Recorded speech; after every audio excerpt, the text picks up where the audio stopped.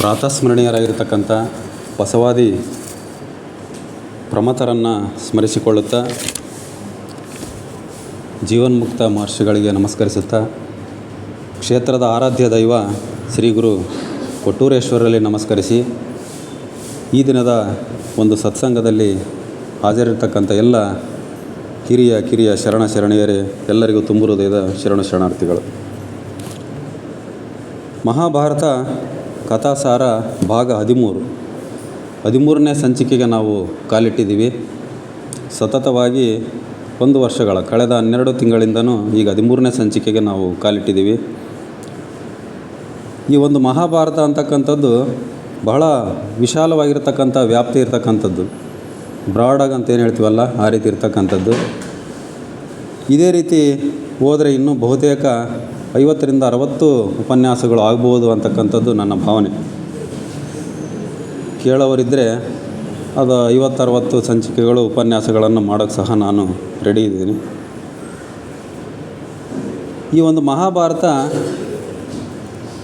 ಈ ಒಂದು ಕಥಾಸಾರ ಮೊದಲಿಂದನೂ ಸಹ ಇಲ್ಲಿವರೆಗೂ ಸಹ ನಾನು ಮಾಡಿರ್ತಕ್ಕಂಥ ಉಪನ್ಯಾಸವನ್ನು ಆಡಿಯೋ ರೆಕಾರ್ಡ್ ಮಾಡ್ಕೊಂಡಿದ್ದೆ. ನಾನು ಮೊದಲನೇ ಸಂಚಿಕೆ ಮಾತ್ರ ಮೊದಲನೇ 15 ನಿಮಿಷ ನಾನು ಮರೆತುಬಿಟ್ಟಿದ್ದೆ, ಆನಂತರ ಸ್ಟಾರ್ಟ್ ಮಾಡಿದ್ದೆ.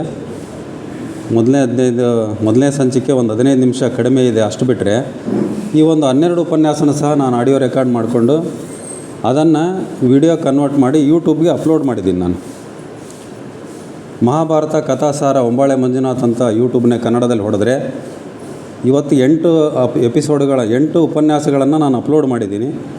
ಇನ್ನೂ ಇವತ್ತಿನ ಸೇರಿ 13, ಇನ್ನೂ 5 ಉಪನ್ಯಾಸಗಳನ್ನು ಇನ್ನೊಂದು ವಾರದೊಳಗೆ ಅಪ್ಲೋಡ್ ಮಾಡ್ತಾಯಿದ್ದೀನಿ. ಯಾರಾದರೂ ಆಸಕ್ತಿ ಇದ್ದರೆ ದೋಸ್ ಹೂ ಆರ್ ಇಂಟ್ರೆಸ್ಟೆಡ್ ಅದನ್ನು ಸಮಯ ಆರಾಮಾಗಿದ್ದಾಗ ನೀವು ಯಾವಾದರೂ ಕೇಳ್ಬೋದು. ಯೂಟ್ಯೂಬ್ನಲ್ಲಿ ಸಿಗ್ತಾವೆ ಪ್ರತಿ ಉಪನ್ಯಾಸನೂ. ಇನ್ನು ಮುಂದೆ ಆ ಯೂಟ್ಯೂಬಲ್ಲಿ ನಾನು ಶೇರ್ ಮಾಡ್ಕೊಳ್ತಿದ್ದೀನಿ. ಯಾಕಂದರೆ ಇದು 50 ನಿಮಿಷ 55 ನಿಮಿಷದ ಒಂದು ಆಡಿಯೋ ವಾಟ್ಸಪ್ಪಿಗೆ ಕಳ್ಸೋಕ್ಕಾಗೋದಿಲ್ಲ. ಯಾಕಂದರೆ ಬಹಳ ಹೆಚ್ಚಿಗೆ ಅದು GB ತೆಗೆದುಕೊಳ್ತೈತಿ. ಹಂಗಾಗಿ ಅದನ್ನು ಯೂಟ್ಯೂಬ್ಗೆ ದಿನ ಒಂದು ಎಪಿಸೋಡನ್ನು ನಾನು ಅಪ್ಲೋಡ್ ಮಾಡ್ತಾಯಿದ್ದೀನಿ. ಮೊನ್ನೆಯಿಂದ ಈಗ 8 ಎಪಿಸೋಡನ್ನು ನಾನು ಅಪ್ಲೋಡ್ ಮಾಡಿದ್ದೀನಿ. ಇನ್ನೊಂದು ವಾರದೊಳಗೆ ಇವತ್ತಿನ ಉಪನ್ಯಾಸನ ಸೇರಿ 13 ಎಪಿಸೋಡನ್ನು ನಾನು ಯೂಟ್ಯೂಬ್ಗೆ ಅಪ್ಲೋಡ್ ಮಾಡ್ತಾಯಿದ್ದೀನಿ. ಅದನ್ನು ನೀವು ಮಹಾಭಾರತ ಕಥಾಸಾರ ಒಂಬಾಳೆ ಮಂಜುನಾಥ್ ಅಂತ ಹೊಡೆದ್ರೆ ಎಲ್ಲ ಉಪನ್ಯಾಸಗಳು ಸಹ ನನಗೆ ಸಿಗ್ತವೆ. ಈ ಮಹಾಭಾರತವನ್ನು ಉಪನ್ಯಾಸ ಮಾಡ್ಕೊಳ್ತಾ ನನಗೇನು ಅನ್ನಿಸ್ತದೆ ಅಂದರೆ ಒಂದು ವಿಚಾರ, ನಾನು ಬೇರೆ ವಿಚಾರಗಳನ್ನು ತಿಳ್ಕೊಳಕ್ಕೆ ಇಲ್ಲಲ್ಲ ಅಂತಕ್ಕಂಥದ್ದು ಒಂದು. ಆಮೇಲೆ ಈ ಮಹಾಭಾರತದಲ್ಲಿ ಅನೇಕ ವಿಚಾರಗಳದಾವೆ, ಇಲ್ಲ ಅಂತಲ್ಲ. ಇದರಲ್ಲಿ ಇಲ್ಲದೇ ಇರತಕ್ಕಂಥ ವಿಚಾರನೇ ಇಲ್ಲ, ಎಲ್ಲ ವಿಚಾರಗಳು ಮಹಾಭಾರತದಲ್ಲಿ ಬರ್ತಾಯಿದ್ದಾವೆ. ಇನ್ನು ಮಹಾಭಾರತ ಆದಮೇಲೆ ರಾಮಾಯಣ ಇದೆ. ಅದೇ ಸ್ಟಾರ್ ಸುವರ್ಣ ವಾಹಿನಿಯಲ್ಲಿ ಸೀತೆಯ ರಾಮ ಅಂತಕ್ಕಂಥ ಒಂದು ಧಾರಾವಾಹಿ ಬಂದಿತ್ತು ಕೋವಿಡ್ ಸಮಯದಲ್ಲಿ. 176 ಕಂತಿದೆ ಅದು ಆ ಧಾರಾವಾಹಿಯಲ್ಲಿ. ಈಗಲೂ ಡಿಸ್ನಿ ಹಾಟ್ಸ್ಟಾರ್ ಆ್ಯಪಲ್ಲಿದೆ. ಅದು ಕೂಡ ನನ್ನ ಸಂಗ್ರಹದಲ್ಲಿದೆ. ಈ ಮಹಾಭಾರತ ಮುಗಿದ ಮೇಲೆ ಅದನ್ನು ಸಹ ಉಪನ್ಯಾಸ ಕೇಳೋರಿದ್ದರೆ ಅದನ್ನು ಮಾಡ್ಬೋದು ಅಂದ್ಕೊಂಡಿದ್ದೀನಿ. ಆಮೇಲೆ ಇದು ಎಲ್ಲದಕ್ಕಿಂತಲೂ ಒಂದು ಮುಖ್ಯವಾಗಿರ್ತಕ್ಕಂಥ ವಿಚಾರ ಏನಂದರೆ, ನನ್ನ ಆಸಕ್ತಿಯ ಕ್ಷೇತ್ರ ಶರಣ ಸಾಹಿತ್ಯ. ಇದೆಲ್ಲದಕ್ಕಿಂತಲೂ ಆಸಕ್ತಿಯ ಕ್ಷೇತ್ರ ಶರಣ ಸಾಹಿತ್ಯ. ಆ ಒಂದು ಬಸವಣ್ಣವರ ಜೀವನ ಚರಿತ್ರೆ ಕರ್ತಾರ್ನ ಕಮ್ಮಟ ಅಂತಕ್ಕಂಥದ್ದು ಒಂದು 800 ಪುಟಗಳ ಒಂದು ದಪ್ಪನಾಗಿರ್ತಕ್ಕಂಥ ಪುಸ್ತಕ. ಅದು ಜೀವನ ಚರಿತ್ರೆ. Doctor H. ತಿಪ್ಪೇರುದ್ರ ಸ್ವಾಮಿ ಅಂತಕ್ಕಂಥವ್ರು ಬರೆದಿರ್ತಕ್ಕಂಥದ್ದು. ಅದನ್ನು ಸಹ ಅದು ನನ್ನ ಸಂಗ್ರಹದಲ್ಲಿದೆ. ಅದಾದ ನಂತರ ಅಲ್ಲಮ ಪ್ರಭುಗಳ ಒಂದು ಜೀವನ ಚರಿತ್ರೆ ಪರಿಪೂರ್ಣದೆಡೆಗೆ ಅಂತಕ್ಕಂಥದ್ದು, ಅದು ಸಹ ಡಾಕ್ಟರ್ H. ತಿಪ್ಪೇರುದ್ರ ಸ್ವಾಮಿಯವರು ಬರೆದಿರ್ತಕ್ಕಂಥದ್ದು. ಅವರಿಲ್ಲ, ಈಗ ಲಿಂಗೈಕ್ಯರಾಗಿದ್ದಾರೆ. ಅದಾದ ನಂತರ ಅಕ್ಕಮಹಾದೇವಿಯವರ ಜೀವನ ಚರಿತ್ರೆ ಕದಳಿಯ ಕರ್ಪೂರ ಅಂತಕ್ಕಂಥದ್ದು. ಅದಾದ ನಂತರ ಚನ್ನಬಸವಣ್ಣವ್ರ ಜೀವನ ಚರಿತ್ರೆ ಅಳಿವಿನಿಂದ ಉಳಿವಿಗೆ ಅಂತಕ್ಕಂಥದ್ದು. ಇವೆಲ್ಲವೂ H. ತಿಪ್ಪೇರುದ್ರ ಸ್ವಾಮಿಯವರು ಬರೆದಿರ್ತಕ್ಕಂಥವ್ರು. ಆ ಒಂದು ಜೀವನ ಚರಿತ್ರೆಗಳ ಶರಣರ ಜೀವನ ಚರಿತ್ರೆಗಳನ್ನು ಓದ್ಕೊಂತ ಹೋಗಿಬಿಟ್ರೆ ಅವ್ರು H. ತಿಪ್ಪೇರುದ್ರ ಸ್ವಾಮಿಯವರು ಒಂದು ಕಡೆ ಬರೀತಾರೆ ಮುನ್ನುಡಿಯಲ್ಲಿ, ನಾನು ಪ್ರತಿಯೊಬ್ಬರ ಜೀವನ ಚರಿತ್ರೆಗಳನ್ನು ಬರೆಯುವಾಗ ಆ ಸ್ಥಳಗಳನ್ನು ಸ್ವತಃ ಸಂದರ್ಶಿಸಿ ಅದರ ಅನುಭವವನ್ನು ಪಡ್ಕೊಂಡು ನಾನು ಬರೆದಿದ್ದೀನಿ ಅಂತ ಹೇಳ್ತಾರೆ ಅವರು. ಆ ಒಂದು ಹೆಂಗದಾವ ಅಂತಂದ್ರೆ ಆ ಒಂದು ಜೀವನ ಚರಿತ್ರೆಗಳು ನಮ್ಮ ಕಣ್ಣಿಗೆ ಕಟ್ಟಿದಂಥದವ, ಅದನ್ನು ಓದ್ಕೊಂತ ಓದಂಗಲ್ಲ. ಇವತ್ತೇನಾದರೂ ನಾನು ಇಲ್ಲಿ ನಿಂತ್ಕೊಂಡು ಮಾತಾಡ್ತಾ ಇದ್ದೀನಿ ಅಂತಂದರೆ ಅದಕ್ಕೆ ಕಾರಣ ಓದು ಅಂತಕ್ಕಂಥದ್ದು. ಇವತ್ತು ಓದುವ ಅಭ್ಯಾಸ ನಮಗೆ ಕಡಿಮೆ ಆಗಿಬಿಟ್ಟಿದೆ. ನಾವು ಓದಿದ್ರೆ ಮಾತ್ರ ವಿಷಯಗಳನ್ನು ತಿಳ್ಕೊಳ್ಳೋಕೆ ಸಾಧ್ಯ, ಆ ವಿಷಯಗಳನ್ನು ಬೇರೆಯವರಿಗೆ ಹಂಚಲಿಕ್ಕೆ ಸಾಧ್ಯ ಅಂತಕ್ಕಂಥದ್ದು. ಇಷ್ಟೆಲ್ಲ ನಮಗೆ ಮಾಹಿತಿ ಮೆಟೀರಿಯಲ್ ಅಂತ ಏನು ಹೇಳ್ತೀವಲ್ಲ, ಸಾಮಗ್ರಿ ನನ್ನಲ್ಲಿ ಎಲ್ಲ ಸಾಮಗ್ರಿ ಇದೆ.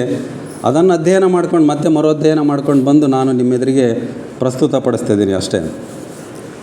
ಇನ್ನು ನನಗೆ ಶರಣ ಸಾಹಿತ್ಯದ ಬಗ್ಗೆ ಅಷ್ಟು ಒಲವು ಬರಲಿಕ್ಕೆ ಕಾರಣ ಏನು ಅಂತಂದರೆ, ನಮ್ಮ ಗ್ರಾಮ ಮೀನಕೆರೆ ಅಂತಂದು ಕೂಡ್ಲಿಗಿ ತಾಲೂಕಿನ ಒಂದು ಕೊನೆಯ ಗ್ರಾಮ. ಇಲ್ಲಿಂದ 50 ಕಿಲೋಮೀಟ್ರ್ ದೂರದಲ್ಲಿರ್ತಕ್ಕಂಥ, ಇಲ್ಲಿಂದ ಪೂರ್ವಕ್ಕೆ 50 ಕಿಲೋಮೀಟ್ರ್ ದೂರದಲ್ಲಿರ್ತಕ್ಕಂಥ ಒಂದು ಕೊನೆಯ ಗ್ರಾಮ. ನಮ್ಮೂರಿನ ಹೊಲಗಳು ಎಲ್ಲ ಅರ್ಧ ಹೊಲಗಳು ಮೊಳಕಾಲ್ಮೂರು ತಾಲೂಕು ಸೇರಿರ್ತಕ್ಕಂಥದ್ದು. ನಮಗೆ 12 ಕಿಲೋಮೀಟ್ರ್ ಮೊಳಕಾಲ್ಮೂರು ನಮ್ಮೂರಿಂದ. ನಮ್ಮೂರಿನ ಪಕ್ಕ 2 ಕಿಲೋಮೀಟ್ರಲ್ಲಿ ಸಿದ್ದೇನಕೋಟೆ ಅಂತಕ್ಕಂಥದ್ದು ಮೊಳಕಾಲ್ಮೂರು ತಾಲೂಕಿನ ಗ್ರಾಮದಲ್ಲಿ ಒಂದು ಚಿತ್ತರಗಿ ವಿಜಯ ಮಹಾಂತೇಶ್ವರ ಸಂಸ್ಥಾನ ಶಾಖಾ ಮಠ ಅಂತಕ್ಕಂಥದ್ದು ಪ್ರಾರಂಭ ಆಯಿತು.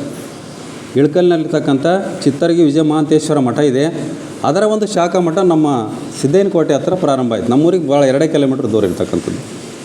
ಆ ಒಂದು ಮಠದ ಒಡನಾಟ ಜಾಸ್ತಿ ಆಯಿತು ನನಗೆ. 96ರಲ್ಲಿ ನಾನು ನೌಕರಿ ಸೇರಿದಾಗ 98ರಲ್ಲಿ ಆ ಮಠ ಪ್ರಾರಂಭ ಆಯಿತು.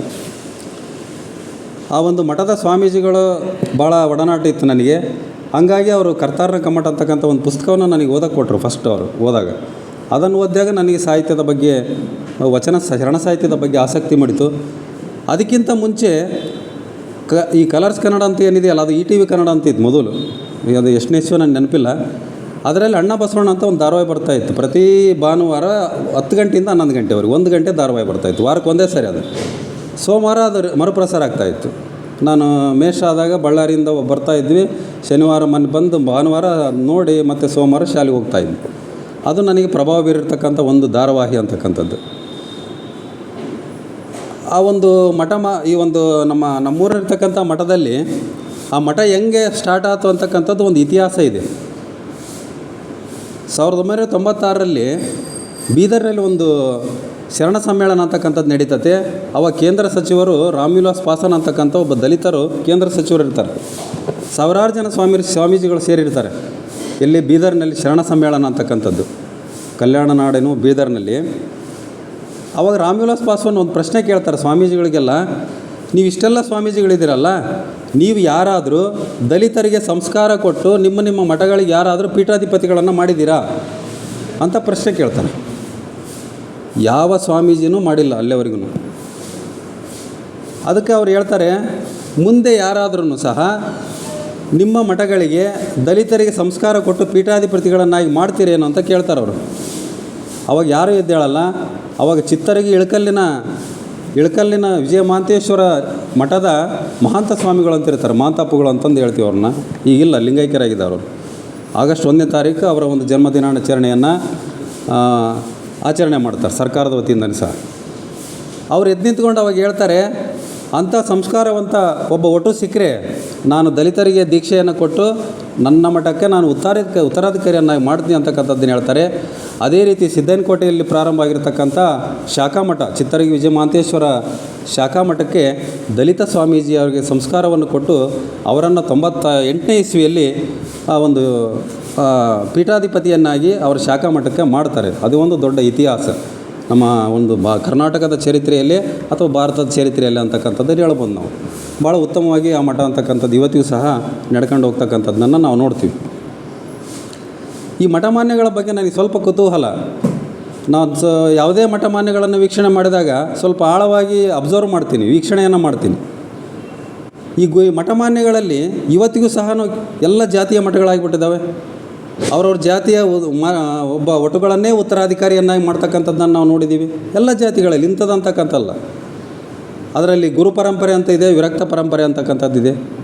ಆದರೆ ಗುರು ಪರಂಪರೆಯಲ್ಲಿ ಈ ಒಂದು ಜಾತಿಯ ಮಠಗಳೆಲ್ಲ ಬರ್ತವೆ. ವಿರಕ್ತ ಪರಂಪರೆಯಲ್ಲಿ ಬಸವ ಧರ್ಮದ ಮಠಗಳು ಬರ್ತವೆ. ಬಸವ ಧರ್ಮದ ಮಠಗಳೇನದವಲ್ಲ ಇವೆಲ್ಲ ವಿರಕ್ತ ಪರಂಪರೆಯಲ್ಲಿ ಎಲ್ಲ ಜಾತಿಯಲ್ಲಿ ಇರ್ತದೆ. ಆಮೇಲೆ ಇವತ್ತಿಗೂ ಸಹ ನಾವು ಮಠಮಾನ್ಯಗಳಲ್ಲಿ ಏನು ನೋಡ್ತಾ ಇದ್ದೀವಿ ಅಂತಂದರೆ, 2 ರೀತಿಯ ದಾಸೋಹವನ್ನು ನಾವು ನೋಡ್ತಾ ಇದ್ದೀವಿ.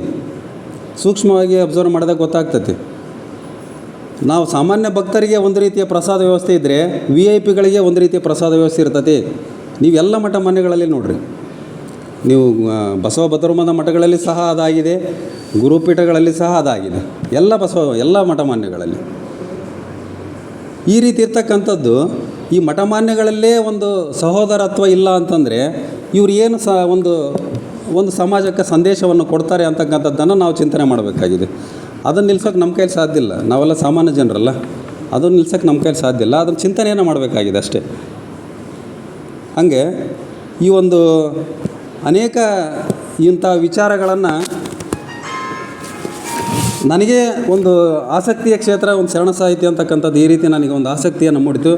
ಅದೇ ರೀತಿ ಇಲ್ಲಿ ನನಗೆ ಮಹಾಭಾರತ ಮಾತಾಡಲಿಕ್ಕೆ ಅವಕಾಶವನ್ನು ಕೊಟ್ಟಿರ್ತಕ್ಕಂಥ ನಮ್ಮ ಹನುಮಂತಪ್ಪ ಸರ್ ಒತ್ತಾಸೆಯ ಮೇರೆಗೆ ನಾನು ಪ್ರಾರಂಭ ಮಾಡಿದ್ದೀನಿ. ಮೊಟ್ಟ ಮೊದಲನಾಗಿ ನಾನು ಪ್ರಾರಂಭ ಮಾಡಿದಾಗ ನನಗೆ ಹೆದರಿಕಿತ್ತು, ಇದನ್ನು ಹೆಂಗೆ ತೊಗೊಂಡು ಹೋಗ್ತಾ ಇದ್ದೀನಿ ಅಂತಕ್ಕಂಥದ್ದು. ಆದರೆ ಅವರೆಲ್ಲ ನನಗೆ ಧೈರ್ಯವನ್ನು ಸ್ಫೂರ್ತಿಯನ್ನು ಕೊಟ್ಟರು.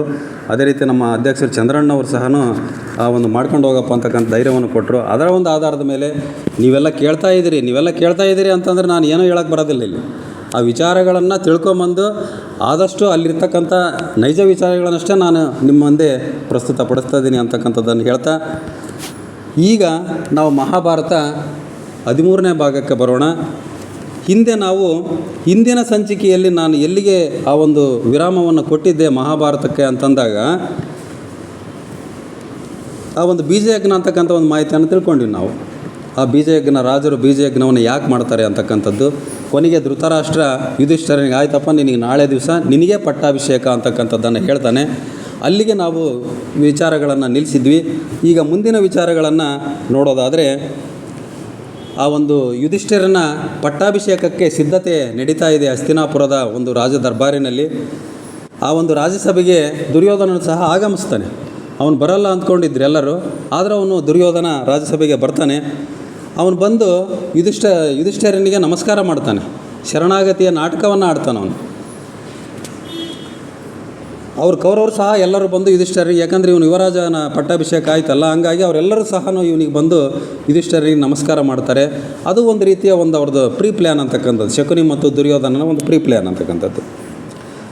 ಆ ಯುಧಿಷ್ಠಿರನ ಪಟ್ಟಾಭಿಷೇಕ ಅಂತಕ್ಕಂಥದ್ದು ನೆರವೇರ್ತತೆ. ಆ ಒಂದು ದುರ್ಯೋಧನನಿಗೆ, ಶಕುನಿಗೆ, ಕರ್ಣನಿಗೆ, ಇವರಿಗೂ ಮೂವರಿಗೂ ಸಂಕಟ ಆಗ್ತದೆ. ಉಳಿದರೆ ಎಲ್ಲರಿಗೂ ಸಂತೋಷ ಆಗ್ತದೆ.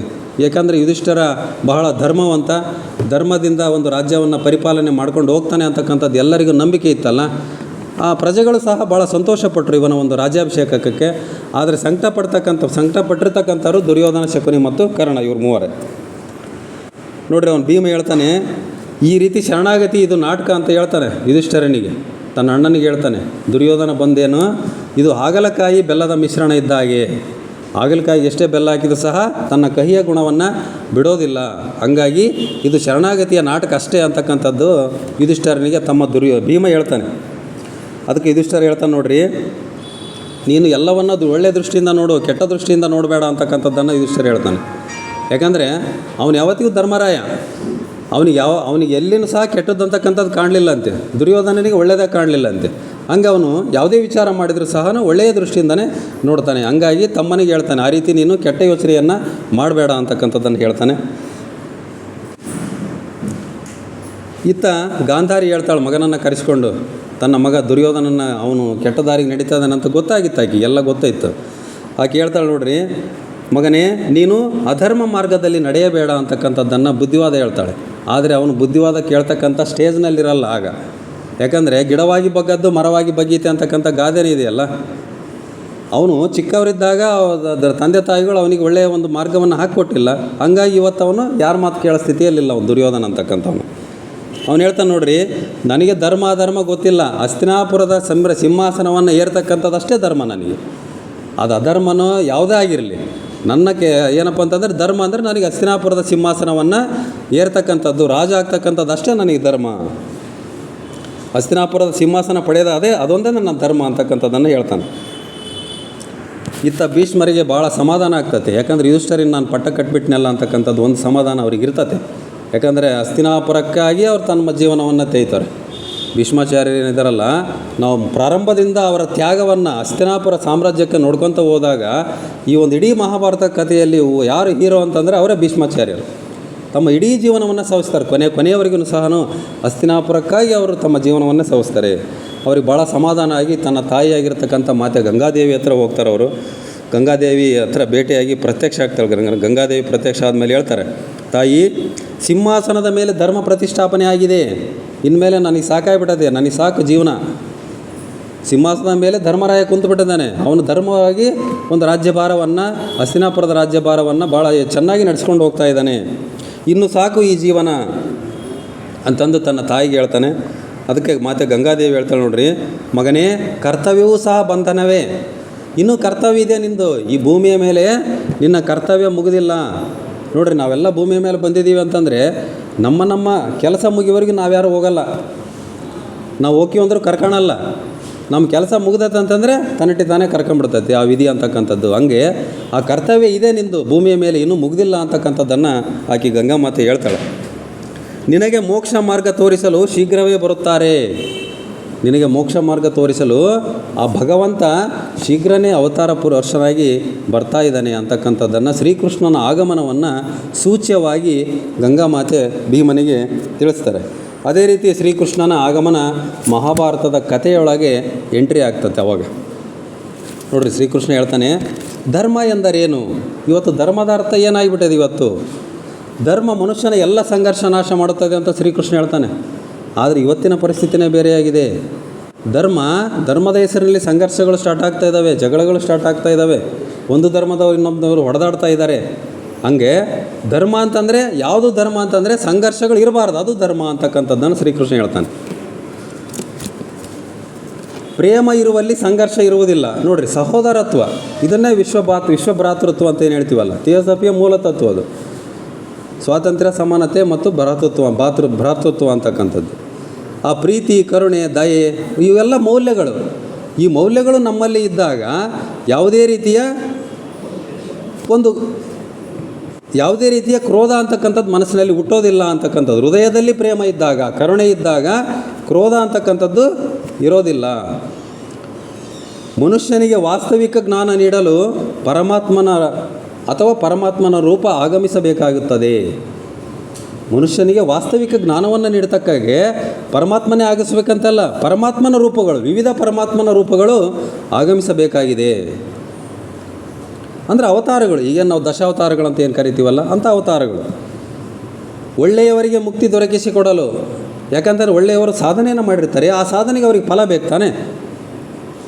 ಆ ಒಳ್ಳೆಯವರಿಗೆ ಮುಕ್ತಿ ದೊರಕಿಸಿಕೊಡಲು, ಅದೇ ರೀತಿ ಕೆಟ್ಟವರನ್ನು ನಾಶ ಮಾಡಲು. ಕೆಟ್ಟವರು ಬಹುಕಾಲ ಇರಬಾರ್ದು ಭೂಮಿಯ ಮೇಲೆ ಅಂತಕ್ಕಂಥದ್ದು ಕೃಷ್ಣನ ಒಂದು ವಾದ. ಯಾಕಂದರೆ ಬಹುಕಾಲ ಅವರು ಇದ್ದದ್ದೇ ಆದರೆ ಅವರು ತಾವು ಕೆಡೋದ್ರ ಜೊತೆಗೆ ಇಡೀ ಒಂದು ಸಮಾಜವನ್ನು ಕೆಡಿಸ್ತಾರೆ ಅಂತಕ್ಕಂಥದ್ದು. ದುಷ್ಟರ ಶಿಕ್ಷೆಗೆ ಮತ್ತು ಶಿಷ್ಟರ ರಕ್ಷಣೆಯನ್ನು ಮಾಡೋದಕ್ಕಾಗಿ, ಧರ್ಮದ ಸಂಸ್ಥಾಪನೆಗಾಗಿ ನಾನು ವಾಸುದೇವ ಕೃಷ್ಣ ಅಂದರೆ ವಸುದೇವನ ಮಗ ಈ ಒಂದು ಮಹಾಭಾರತದ ಕಥೆಯಲ್ಲಿ ಪ್ರವೇಶ ಮಾಡುತ್ತಿದ್ದೇನೆ ಅಂತಕ್ಕಂಥದ್ದನ್ನು ಅಲ್ಲಿ ಧಾರಾವಾಹಿಯಲ್ಲಿ ಬರ್ತಕ್ಕಂಥದ್ದು ಹೇಳ್ತಾ ಇದ್ದೀನಿ. ವಾಸುದೇವ ಕೃಷ್ಣ, ವಸುದೇವ ದೇವಕಿಯ ಮಗ ಕೃಷ್ಣ. ಆ ವಸುದೇವಗೆ ಇಬ್ಬರು ಹೆಂಡತಿಯರು, ಪತ್ನಿಯರು. ದೇವಕಿಯ ಮಗ ಕೃಷ್ಣ, ವಸುದೇವ ರೋಹಿಣಿ ದೇವಿ ಅಂತಕ್ಕಂಥ ಇನ್ನೊಬ್ಬ ಪತ್ನಿ. ಅವರಿಗೆ ಹುಟ್ಟಿರ್ತಕ್ಕಂಥ ಮಕ್ಕಳು ಬಲರಾಮ ಮತ್ತು ಸುಭದ್ರ ಅಂತಕ್ಕಂಥವ್ರು ಅವರಿಬ್ಬರು. ಒಟ್ಟು ಇವರು 3 ಜನ ಮಕ್ಕಳು. ಇವರು ಯಾದವರು, ಮೂಲತಃ ಕುಲದಲ್ಲಿ ಯಾದವರು ಶ್ರೀಕೃಷ್ಣ. ಇತ್ತ ಹಸ್ತಿನಾಪುರದಲ್ಲಿ ಯಾದವ ಕುಮಾರಿ ಸುಭದ್ರೆಯ ಭೇಟಿ. ಇಲ್ಲಿ ಸುಭದ್ರೆ ಹಸ್ತಿನಾಪುರಕ್ಕೆ ಬಂದಿರ್ತಾಳೆ. ಶ್ರೀಕೃಷ್ಣನ ತಂಗಿ ಸುಭದ್ರ, ಮುಂದೆ ಅರ್ಜುನನ ಹೆಂಡತಿ ಆಗ್ತಕ್ಕಂಥವಳು ಸುಭದ್ರೆ ಬಂದಿರ್ತಾಳೆ. ಅರ್ಜುನನೊಂದಿಗೆ ಆಕೆ ಹಸ್ತಿನಾಪುರದಲ್ಲಿರ್ತಾಳೆ. ವಾಪಸ್ ಆಕೆ ದ್ವಾರಕಕ್ಕೆ ಹೋಗಬೇಕಾಗಿತ್ತು. ಶ್ರೀಕೃಷ್ಣನ ಒಂದು ರಾಜ್ಯಕ್ಕೆ ದ್ವಾರಕಕ್ಕೆ ಹೋಗಬೇಕಾಗಿತ್ತು. ಆ ಒಂದು ಕೃಷ್ಣನ ಆ ಒಂದು ಅರ್ಜುನನ ಜೊತೆಗೆ ಕಳಿಸ್ತಾಳೆ ಕುಂತಿ ಆ ಒಂದು ಸುಭದ್ರೆಯನ್ನು. ದ್ವಾರಕೆಗೆ ಸುಭದ್ರಳನ್ನು ಅರ್ಜುನನೊಂದಿಗೆ ಕಳುಹಿಸಿದ ಕುಂತಿ. ಮಾರ್ಗ ಮಧ್ಯೆ ಕಾಲವಾನ ಎಂಬ ರಾಕ್ಷಸನಿಂದ ಸುಭದ್ರ ಅಪಹರಣ ಯತ್ನ. ಕಾಲವಾನ ಅಂತಕ್ಕಂಥ ಒಬ್ಬ ಹಸ್ತಿನಾಪುರದಿಂದ ಸುಭದ್ರೆಯನ್ನು ಕರೆದುಕೊಂಡು ಇವನು ಅರ್ಜುನ ದ್ವಾರಕೆಗೆ ಹೋಗ್ತಾ ಇರ್ತಾನೆ ರಥದಲ್ಲಿ. ಮಾರ್ಗ ಮಧ್ಯದಲ್ಲಿ ಕಾಲವಾನ ಅಂತಕ್ಕಂಥ ಒಬ್ಬ ರಾಕ್ಷಸ ಸುಭದ್ರಳನ್ನು ಅಪಹರಣ ಮಾಡೋಕ್ಕೆ ಪ್ರಯತ್ನ ಮಾಡ್ತಾನೆ. ಇವನೊಬ್ಬ ಮಾಯಾವಿ ರಾಕ್ಷಸ, ಕಾಲವಾನ ಅಂತಕ್ಕಂಥವನು. ಬಹುತೇಕ ರಾಕ್ಷಸರಂದರೆ ಅವ್ರು ಮಾಯಾವಿಗಳೇ. ಅವರು ವಿಧ ರೂಪಗಳನ್ನು ಧರಿಸ್ತಕ್ಕಂಥದ್ದನ್ನು ನಾವು ನೋಡಿದ್ದೀವಿ. ಅದೇ ರೀತಿ ಇದೇ ನಮ್ಮ ಈ ಮಹಾಭಾರತದಲ್ಲಿ ಬರ್ತಕ್ಕಂಥ ಒಬ್ಬ ಇಡಂಬಿ ರಾಕ್ಷಸಿ ಅಂತ ಬರ್ತಾಳೆ. ಇಡಂಬಿ ಅಂತಕ್ಕಂಥ ಇಬ್ಬರು ಅಣ್ಣ ತಂಗಿ ರಾಕ್ಷಸಿ. ಆ ಇಡಂಬಿ ಆ ಒಂದು ಮನುಷ್ಯನ ರೂಪದಲ್ಲಿ ಭೀಮನನ್ನು ಮದುವೆ ಆಗ್ತಕ್ಕಂಥದ್ದು ಮುಂದೆ ಬರ್ತೈತಿ. ಅದೇ ರೀತಿ ರಾಮಾಯಣದಲ್ಲಿ ಶೂರ್ಪನಖಿ ಅಂತಕ್ಕಂಥವಳು ಸುಂದರ ರೂಪವನ್ನು ಹೊಂದಿ ಲಕ್ಷ್ಮಣನೊಂದಿಗೆ ಮೋಹಗೊಂಡು ಆ ಒಂದು ಲಕ್ಷ್ಮಣನಿಂದ ಮೂಗನ್ನು ಕತ್ತರಿಸ್ಕೊಳ್ತಾಳೆ. ಅದು ರಾಮಾಯಣಕ್ಕೆ ಕಾರಣ ಆಗ್ತದೆ ಅಂತಕ್ಕಂಥದ್ದನ್ನು ನೋಡಿದ್ದೀವಿ. ಅದೇ ರೀತಿ ರಾಮಾಯಣದಲ್ಲಿ ಮಾರೀಚ್ ಅಂತಕ್ಕಂಥ ಒಬ್ಬ ರಾಕ್ಷಸ ರಾವಣನ ಒಂದು ಹೆದರಿಕೆ ಬೆದರಿಕೆಗೆ ಮಣಿದು ಆ ಒಂದು ಮಾಯಾಮೃಗವಾಗ್ತಾನೆ, ಚಿನ್ನದ ಜಿಂಕೆಯಾಗಿ ಬದಲಾಗಿ ಅವನು ಸಾಯ್ತಕ್ಕಂಥದ್ದನ್ನು ನಾವು ನೋಡಿದ್ವಿ. ಹಿಂಗೆ ರಾಕ್ಷಸರು ಅಂತಂದರೆ ಅವರು ಬಹುರೂಪಿಗಳು, ವಿಧ ವಿಧ ವೇಷವನ್ನು ಧರಿಸ್ತಕ್ಕಂಥ ಶಕ್ತಿ ಉಳ್ಳಂತಕ್ಕ ಅಗಾಧ ಶಕ್ತಿಯನ್ನು ಸಹ ಉಳ್ಳಂಥ ರಾಕ್ಷಸರವರು. ಅಂಥ ಒಬ್ಬ ಕಾಲವಾನ ರಾಕ್ಷಸ ಇವರಿಗೆ ಅಡ್ಡಾಗಿಬಿಡ್ತಾನೆ. ಸುಭದ್ರೆಯನ್ನು ಅವನು ಅರ್ಜುನ ರಕ್ಷಿಸ್ತಾನೆ, ಅವನಿಂದ ಕಾಲವಾನ ರಕ್ಷಿಸ್ತಾನೆ. ಅವಾಗ ಯಾವಾಗ ಇವನು ರಕ್ಷಿದ್ನೋ ಇವರಿಬ್ಬರನ್ನ ಎತ್ತಿ ಸಮುದ್ರದಾಗ ಬಿಸಾಕ್ಬಿಡ್ತಾನೆ ಅವನು, ಯಾರೋ ಕಾಲವಾನ ಅಂತಕ್ಕಂಥ ಒಬ್ಬ ರಾಕ್ಷಸ. ಆಗ ಶ್ರೀಕೃಷ್ಣನ ರಂಗಪ್ರವೇಶ ಮಹಾಭಾರತದಲ್ಲಿ ಆಗುತ್ತೆ. ಅವನು ಸೀದಾ ಆ ಸಮುದ್ರವನ್ನೇ ಏನು ಮಾಡ್ತಾನೆ, ಸಮುದ್ರದಲ್ಲಿಯೇ ದಾರಿ ಮಾಡಿದ ಕೃಷ್ಣ ಇವರಿಬ್ಬರಿಗೆ, ಅರ್ಜುನ ಮತ್ತು ಸುಭದ್ರಿಗೆ ಸಮುದ್ರದಲ್ಲೇ ದಾರಿ ಮಾಡಿ ಹೊರಗಡೆ ಬರೋದಕ್ಕೆ ಅವಕಾಶವನ್ನು ಮಾಡ್ತಾನೆ, ತನ್ನ ಒಂದು ಲೀಲೆಯಿಂದ, ತನ್ನ ಒಂದು ಪವಾಡದಿಂದ ಅಂತಲೂ ಹೇಳ್ಬೋದು ನಾವು. ನಡೆದುಕೊಂಡು ಅವರು ಸಮುದ್ರದಲ್ಲೇ ಹೊರಗಡೆಗೆ ಬರ್ತಾರೆ. ಅವರು ಹೊರಗಡೆ ಬಂದು ಆ ಕಾಲವಾನ ಬಿಡಲ್ಲ, ಶ್ರೀಕೃಷ್ಣನು ಸಹ ಹಿಂಬಲತ್ತಾನವನು. ಶ್ರೀಕೃಷ್ಣನಿಗೆ ಅವನು ಯಾವಾಗ ಬೇಕಾದರೂ ಸಾಯಿಸ್ತಕ್ಕಂಥ ಶಕ್ತಿ ಇತ್ತು. ಆದರೆ ಕೆಲವೊಂದು ಒಂದು ಶ್ರೀಕೃಷ್ಣ ಏನು ಮಾಡ್ತಾನೆ, ಯಾರಿಂದ ಏನೇನಾಗಬೇಕೋ ಆ ಕೆಲಸಗಳನ್ನು ಅವರಿಂದಲೇ ಮಾಡಿಸ್ತಾನೆ ಅವನು. ಆ ಕೌರವರನ್ನು ಹಸ್ತಿನಾಪುರದಲ್ಲಿ ಸೋಲಿಸ್ತಕ್ಕಂಥದ್ದು, ಸಾಯಿಸ್ತಕ್ಕಂಥದ್ದು ಶ್ರೀಕೃಷ್ಣನಿಗೆ ದೊಡ್ಡ ವಿಚಾರಗಳೇನಲ್ಲ. ಆದರೆ ಅವರು ಯಾರಿಂದ ಆ ಥರ ಆಗಬೇಕು, ಯಾವ ರೀತಿ ನಡಿಬೇಕು ಅಂತಕ್ಕಂಥದ್ದು ಅದು ಒಂದು ಪೂರ್ವಯೋಜಿತವಾಗಿರ್ತದೆ, ವಿಧಿಲಿಖಿತ ಅಂತ ಏನು ಹೇಳ್ತೀವಲ್ಲ, ಅದೇ ರೀತಿಯೇ ಅವನ ಕೆಲಸಗಳನ್ನು ಮಾಡಿಸ್ಕೊಳ್ತಾ ಹೋಗ್ತಾನೆ ಶ್ರೀಕೃಷ್ಣ.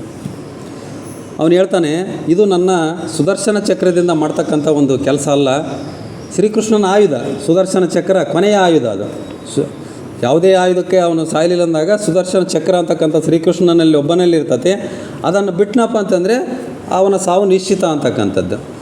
ಅದಕ್ಕೆ ಅವನು ಅರ್ಜುನ ಹೇಳ್ತಾನೆ, ಇವನು ಸುದರ್ಶನವನ ಚಕ್ರ ಬಿಟ್ಟು ನೀನು ಸಾಯಿಸ್ಬೋದು ಅಲ್ಲಿ ಇವನು ಕಾಲವಾನ ರಾಕ್ಷಸನಂತ ಕೇಳ್ತಾನೆ. ಇಲ್ಲ, ಅದು ಪರಿಹಾರ ಅಲ್ಲ, ಅದಕ್ಕೆ ಬೇರೆ ಮಾರ್ಗ ಇದೆ, ಅವನು ಬೇರೊಬ್ಬರಿಂದ ಹತವಾಗಿರ್ತಕ್ಕಂಥ ಕೆಲಸ ಐತೆ ಅಲ್ಲಿ ಮುಂದೆ ಅಂತಂದು ಕರ್ಕೊಂಡು ಹೋಗ್ತಾನೆ. ಒಂದು ಒಳಗೆ ಅಡವಿಗೆ ಕರ್ಕೊಂಡು ಹೋಗ್ತಾನೆ ಅವನು, ತಪ್ಸ್ಕೊಂತ ಆ ಕಾಲವಾನ ರಾಕ್ಷಸನಿಂದ ತಪ್ಪಿಸ್ಕೊಂಡು ಒಂದು ಒಳಗೆ ಅಡವಿಗೆ ಕರ್ಕೊಂಡು ಹೋಗ್ತಾನೆ ಅವನು. ಆ ಒಂದು ದಟ್ಟಾರಣ್ಯದಲ್ಲಿ ಒಬ್ಬ ತಪಸ್ವಿ ತಪಸ್ಸು ಮಾಡ್ತಾ ಇರ್ತಾನೆ, ಕಣ್ಣು ಮುಚ್ಕೊಂಡು 100 ವರ್ಷ ತಪಸ್ಸು ಮಾಡಿರ್ತಾನೆ ಅಂತ. ಅವನು ಕಣ್ಣ ತೆಗೆದಿರಲ್ಲ ಅವನು.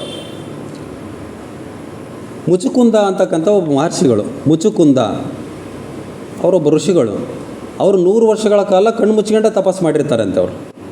ಅಂಥ ಒಂದು ಆ ಋಷಿಗಳಿರ್ತಕ್ಕಂಥ ಅಡವಿಗೆ ಇವನನ್ನು ಕರ್ಕೊಂಡು ಹೋಗ್ತಾನೆ. ಕರ್ಕೊಂಡು ಹೋಗಿ ಒಳಗೆ ಹೋಗಿ ಮಾಯ ಆಗಿಬಿಡ್ತಾನೆ ಅವನು ಶ್ರೀಕೃಷ್ಣ.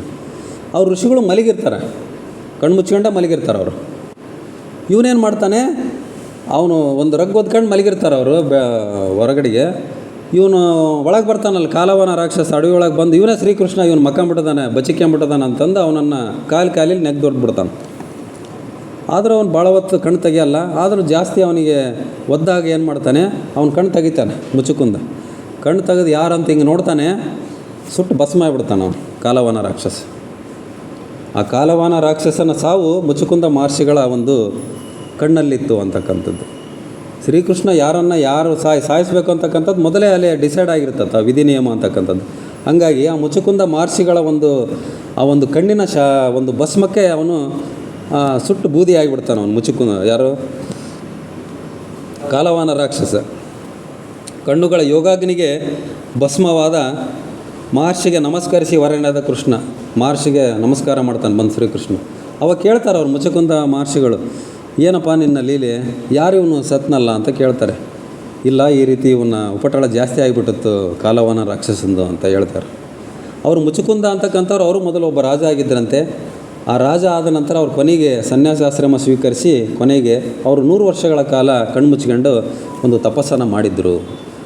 ನೋಡಿರಿ, ಕಣ್ಣು ಮುಚ್ಚಿದರೆ ಎಷ್ಟು ಶಕ್ತಿ ಐತಕ್ಕಂಥದ್ದನ್ನು ನಾವು ಇದನ್ನು ನೋಡ್ತೀವಿ. ಇವತ್ತೇನು ಶಾಪ ಕೊಡ್ತಾರಂತ ಹೇಳ್ತೀವಲ್ಲ, ಶಾಪ ಅಂತಂದರೆ ಏನು, ನೀವು ಕೊಟ್ಟರು ಶಾಪ ಆಗಲ್ಲದು. ಮೌನಿಗಳು ಶಾಪ ನಮ್ಮ ಮೌನಿಗಳು ಮಾತಾಡಿದಾಗ ಅದು ಶಾಪ ಆಗ್ತದೆ. ಮೌನಿಗಳು ಕೆಟ್ಟದ್ದು ಮಾತಾಡಿದ್ರೆ ಶಾಪ, ಒಳ್ಳೇದು ಮಾಡ್ತಾಯಿದ್ರೆ ವರ. ಕೆಲವರೆಲ್ಲ ಯಾರೋ ಸ್ವಾಮೀಜಿಗಳು ಶಾಪ ಕೊಡ್ತಾರೆ ಅಂತ ಏನು ನಾವೆಲ್ಲ ವಿಚಾರ ಕೇಳ್ತಿರ್ತೀವಿ. ಆದರೆ ಆ ಒಂದು ಮೌನದಲ್ಲಿರ್ತಕ್ಕಂಥ ಶಕ್ತಿ ಏನಿದೆಯಲ್ಲ, ಆ ಮೌನದಲ್ಲಿರ್ತಕ್ಕಂಥವ್ರು ಅವರು ಬಾಯಿ ಬಿಟ್ಟಾಗ ಒಳ್ಳೆಯ ಮಾತನ್ನು ಹೇಳಿದಾಗ ಅದು ವರ, ಕೆಟ್ಟ ಮಾತನ್ನು ಮಾಡಿದಾಗ ಅದು ಶಾಪ ಆಗುತ್ತೆ. ಅದೇ ರೀತಿ ಇಲ್ಲಿ ಕಣ್ಣು ಮುಚ್ಚಿದಾಗ 100 ವರ್ಷಗಳಗಟ್ಟಲೆ 100 ವರ್ಷಗಳ ಕಾಲ ಕಣ್ಮುಚ್ಚಿಯನ್ನು ಅವರು ತಪಸ್ಸು ಮಾಡಿದರು. ಆ ಕಣ್ಣಿಗೆ ಅಷ್ಟು ಶಕ್ತಿ ಬರ್ತದೆ, ಮೌನವಾಗಿದ್ದಾಗ ಮಾತಿಗೆ ಅಷ್ಟು ಶಕ್ತಿ ಬರ್ತದೆ ಅಂತಕ್ಕಂಥದ್ದನ್ನು ವಿಚಾರವನ್ನು ನಾವು ತಿಳ್ಕೊಳ್ಬೇಕಾಗಿದೆ. ಆ ಒಂದು ಕಾಲವಾನನ ಆ ಒಂದು ಅಂತ್ಯವನ್ನು ನೋಡಿ ಅವರು ಮುಂದೆ ದ್ವಾರಕೆಗೆ ಹೊರಡ್ತಾರೆ. ಅರ್ಜುನ, ಸುಭದ್ರ ಮತ್ತು ಕೃಷ್ಣ ದ್ವಾರಕೆಗೆ ಹೋಗ್ತಾರೆ.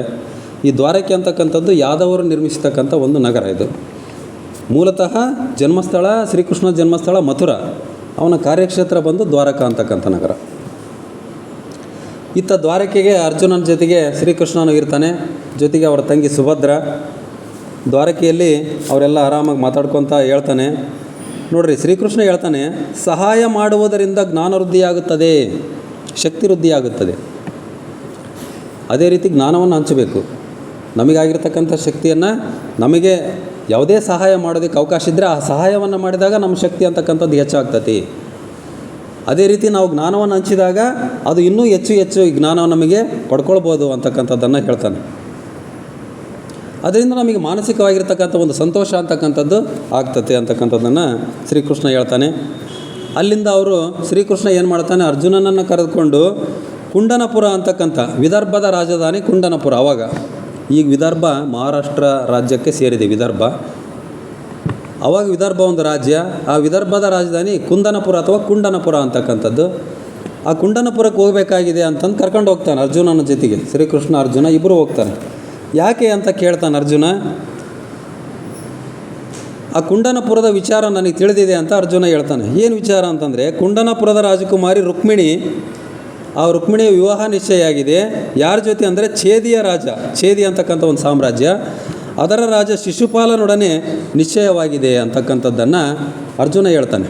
ನನಗೆ ವಿಚಾರ ಬಂತಿದ್ದು, ಆ ಒಂದು ಕುಂಡನಪುರದ ಒಂದು ರಾಜಕುಮಾರಿ ರುಕ್ಮಿಣಿ ಏನಿದ್ದಾಳಲ್ಲ, ಆ ರುಕ್ಮಿಣಿಯ ವಿವಾಹ ಛೇದಿಯ ರಾಜ ಶಿಶುಪಾಲನೊಡನೆ ನಿಶ್ಚಯ ಆಗಿದೆಯಲ್ಲ ಅಂತ ಹೇಳ್ತಾನೆ. ಅದಕ್ಕೆ ಹೇಳ್ತಾನೆ, ನೋಡ್ರಿ ಕೃಷ್ಣ, ನಾನು ರುಕ್ಮಿಣಿಯನ್ನು ವಿವಾಹವಾಗುತ್ತೇನೆ ಅಂತ ಹೇಳ್ತಾನೆ. ನಾನು ರುಕ್ಮಿಣಿಯನ್ನು ವಿವಾಹವಾಗಿರ್ತೇನೆ, ರುಕ್ಮಿಣಿ ನನಗೆ ಪ್ರೇಮ ಪತ್ರ ಬರೆದಾಳು ನೋಡು ಅಂತ ತೋರಿಸ್ತಾನೆ. ಆ ಪತ್ರವನ್ನು, ರುಕ್ಮಿಣಿಯಿಂದ ಬಂದಿರತಕ್ಕಂಥ ಪ್ರೇಮ ಪತ್ರವನ್ನು ಅರ್ಜುನನಿಗೆ ತೋರಿಸ್ತಾನೆ. ಅವನಿಗೆ ಅರ್ಜುನನಿಗೆ ಆಶ್ಚರ್ಯ ಆಗ್ಬಿಡ್ತದೆ. ಮತ್ತು ಅಲ್ಲಿ ನೋಡಿದರೆ ರುಕ್ಮಿಣಿ ವಿವಾಹ ನಿಶ್ಚಯ ಆಗಿದೆ, ನೀನು ಹೆಂಗೆ ಮದುವೆ ಮಾಡ್ಕೊಳ್ತೀಯ ಆಕಿನ ರುಕ್ಮಿಣಿಯನ್ನು ಅಂತಕ್ಕಂಥದ್ದನ್ನು ಕೇಳ್ತಾನೆ. ನೀನು ಸುಮ್ಮನೆ ನನ್ನ ಜೊತೆಗೆ ಬಾ ಅಂತಕ್ಕಂಥದ್ದನ್ನು ಕರ್ಕೊಂಡು ಹೋಗ್ತಾನೆ ಅವನು. ಇವರಿಬ್ಬರು ಏನು ಮಾಡ್ತಾರೆ, ಕೃಷ್ಣ ಮತ್ತು ಅರ್ಜುನ ಗುಪ್ತ ರೂಪದಿಂದ ಆ ಒಂದು ನಗರವನ್ನು ಪ್ರವೇಶ ಮಾಡೋದಕ್ಕೆ ಪ್ಲ್ಯಾನ್ ಹಾಕ್ಕೊಳ್ತಾರೆ. ಹೇಗೆ ಅಂತಂದರೆ, ಇವನು ಗೊಲ್ಲನ ವೇಷ ಧರಿಸ್ತಾನೆ ಕೃಷ್ಣ. ಅದೇ ರೀತಿ ಈ ಒಂದು ಅರ್ಜುನ ಬೃಹನ್ನಳೆಯ ವೇಷವನ್ನು ಧರಿಸಿ ಒಳಗೆ ಹೋಗಬೇಕು ಅಂತಕ್ಕಂಥ ಒಂದು ಪ್ಲ್ಯಾನನ್ನು ಮಾಡ್ತಾರೆ. ಯಾಕಂದರೆ ಎಲ್ಲ ಬಂದೋಬಸ್ತ್ ಮಾಡಿಬಿಟ್ಟಿರ್ತಾನೆ ಅವನು ಶಿಶುಪಾಲ. ಆ ಒಂದು ಯಾರು ರುಕ್ಮಿಣಿಯ ಸಹೋದರ ರುಕ್ಮಿ ಅಂತ ಬರ್ತಾನೆ, ಆ ಒಂದು ಕುಂಡನಪುರದ ರಾಜ ರುಕ್ಮಿ ಅಂತಕ್ಕಂಥವನು. ಅರ್ಜುನ ಹೇಳ್ತಾನೆ, ನೋಡ್ರಿ, ಕನ್ಯೆಯ ಅಪಹರಣ ಅಧರ್ಮವಲ್ಲವೇ? ನೋಡ್ರಿ, ಕೆಲವೊಂದು ಪ್ರಶ್ನೆ ಉತ್ತರಗಳು ಏನು ಸಂವಾದಗಳಿದಾವಲ್ಲ, ಇವು ನಮ್ಮ ಪ್ರಶ್ನೆಗಳಿಗೆ ಸಹ ಉತ್ತರ ಆಗ್ತವೆ.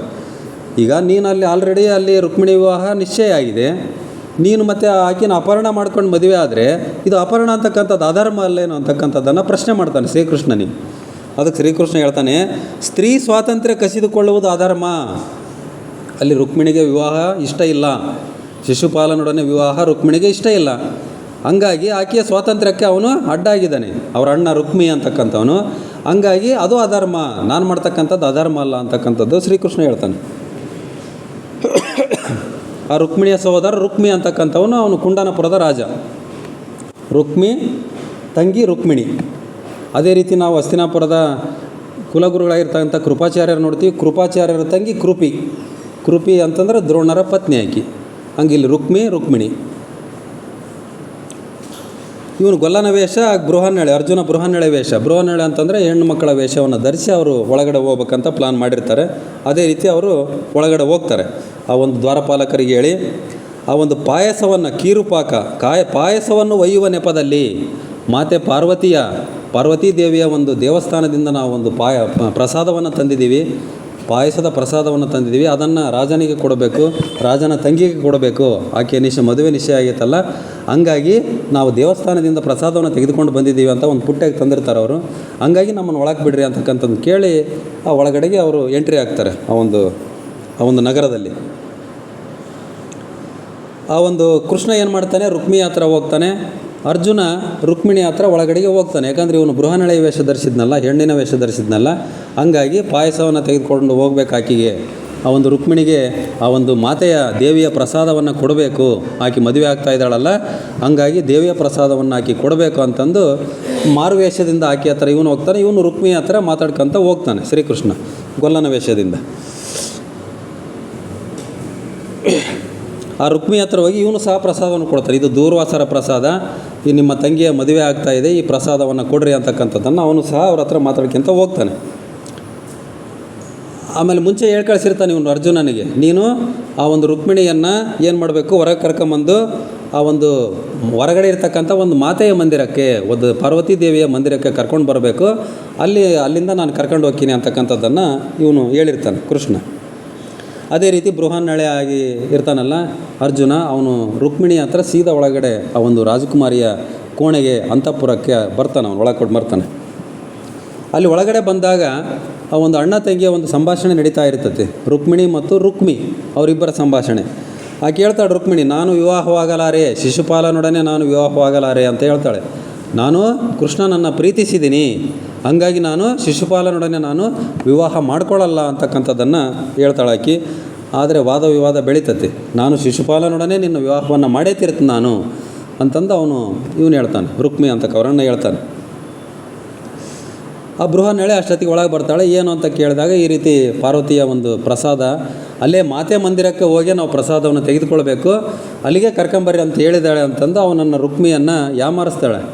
ಆ ಒಂದು ಬೃಹನ್ನಳೆ ಯಾಮಾರಿಸಿ ಅವರು ಆಯಿತು ನಾನು ಬರ್ತೀನಿ, ನಿಮ್ಮಿಬ್ಬರನ್ನ ಕಳಿಸಲ್ಲ, ನಾನು ಬರ್ತೀನಿ ಅಂತ ಜೊತೆಗೆ ರುಕ್ಮಿ ಹೋಗ್ತಾ ಇದ್ದಾನೆ, ಅವನು ಸಹ ಜೊತೆಗೆ ಹೋಗ್ತಾನೆ. ಆಯ್ತು ನಡಿ ಹೋಗೋಣ ಅಂತ ಮೂವರು ಹೊರಡ್ತಾರೆ. ಹೋಗುವಾಗ ಮಾತೆಯ ಮಂದಿರಕ್ಕೆ ಹೋಗುವಾಗ ಆ ಒಂದು ಬೃಹನ್ನಳೆಯ ವೇಷದಲ್ಲಿರ್ತಕ್ಕಂಥ ಅರ್ಜುನನಿಗೆ ಜೋರಾಗಿ ಸೀನ್ ಬಂದುಬಿಡ್ತದೆ. ಜೋರಾಗಿ ಸೀನ್ ಬಿಡ್ತಾನೆ. ಸೀನಿದಾಗ ಅವನ ತಲೆಗೆ ಹಾಕ್ಕೊಂಡಿರ್ತಕ್ಕಂಥ ವಿಗ್ ಜಡೆ ಏನಿರ್ತದಲ್ಲ ಅದು ಕಡೆಗೆ ಬಿದ್ದುಬಿಡ್ತತಿ. ಅವನ ರೂಪ ಗೊತ್ತಾಗ್ಬಿಡ್ತದೆ ಅವನಿಗೆ. ಅವನ ರೂಪ ಗೊತ್ತಾಗಿ ಆ ಅರ್ಜುನನನ್ನು ಬಂಧಿಸ್ರಿ ಅಂತಕ್ಕಂಥದ್ದು ಅವನಿಗೆ ಗೊತ್ತಾಗ್ಬಿಡ್ತು. ಇವನ್ನ ರುಕ್ಮಿಣಿಯನ್ನು ಇವರು ಅಪಹರಣ ಮಾಡ್ಕೊಳ್ಳೋಕೆ ಬಂದಿದ್ದಾರೆ, ಮಾಡ್ಕೊಂಡು ಹೋಗೋಕ್ಕೆ, ಇದು ಕೃಷ್ಣನದೇ ಕಥೆ ಅಂತ, ಇದು ಕೃಷ್ಣನ ಕೆಲಸ ಅಂತಕ್ಕಂಥದ್ದು ರುಕ್ಮಿಗೆ ಗೊತ್ತಾಗ್ಬಿಡ್ತದೆ. ಹಂಗಾಗಿ ಇವನನ್ನು ಬಂಧಿಸ್ರಿ ಅಂತಂದು, ಅರ್ಜುನನ ಬಂಧಿಸ್ರಿ ಅಂತಂದು ಎಲ್ಲ ಸೈನಿಕರಿಗೆ ಹೇಳ್ಬಿಡ್ತಾನೆ. ಅವಾಗೇನು ಮಾಡ್ತಾನೆ ಅರ್ಜುನ, ರುಕ್ಮಿಯನ್ನು ಕರ್ಕೊಂಡು ಓಡೋಕೆ ಬಿಡ್ತಾನೆ. ಅವ್ರಿಗೆ ಬೇಕಂದ್ರೆ ಕೃಷ್ಣನ ಹತ್ರ ಕರ್ಕೊಂಡು ಹೋಗ್ಬೇಕಾಗಿತ್ತಲ್ಲ ಅವನು, ಹಂಗಾಗಿ ಅವನು ಓಡಿ ಹೋಗೋಕೆ ಸ್ಟಾರ್ಟ್ ಮಾಡ್ತಾನೆ ಅಲ್ಲಿಗೆ. ಅರ್ಜುನ ಮತ್ತು ರುಕ್ಮಿಣಿ ಓಡಿ ಹೋಗ್ತಾ ಇದ್ದಾರೆ. ಇವನು ಹಿಂಬಾಲಿಸ್ತಾ ಇದ್ದಾನೆ ಹಿಂದೆ, ಕುದುರೆ ಮೇಲೆ ಹತ್ಕೊಂಡು ರುಕ್ಮಿ ಅವರಿಬ್ಬರನ್ನು ಹಿಂಬಾಲಿಸ್ತಾ ಇದ್ದಾನೆ. ಇವರಿಂದ ತಪ್ಪಿಸ್ಕೊಂಡು ಏನು ಮಾಡ್ತಾನೆ ಅರ್ಜುನ, ಏನು ಮಾಡ್ತಾನೆ, ಆ ಒಂದು ರುಕ್ಮಿಣಿಯನ್ನು ಕೃಷ್ಣ ಎಲ್ಲಿರ್ತಾನೆ ಆ ಜಾಗಕ್ಕೆ ಕಳಿಸಿಬಿಡ್ತಾನೆ. ಇವನು ಯುದ್ಧ ಮಾಡ್ತಾನೆ, ಇವನ ಜೊತೆಗೆ, ರುಕ್ಮಿ ಜೊತೆಗೆ ಅರ್ಜುನ ಯುದ್ಧ ಮಾಡೋಕ್ಕೆ ಪ್ರಾರಂಭ ಮಾಡ್ತಾನೆ. ಅಲ್ಲಿ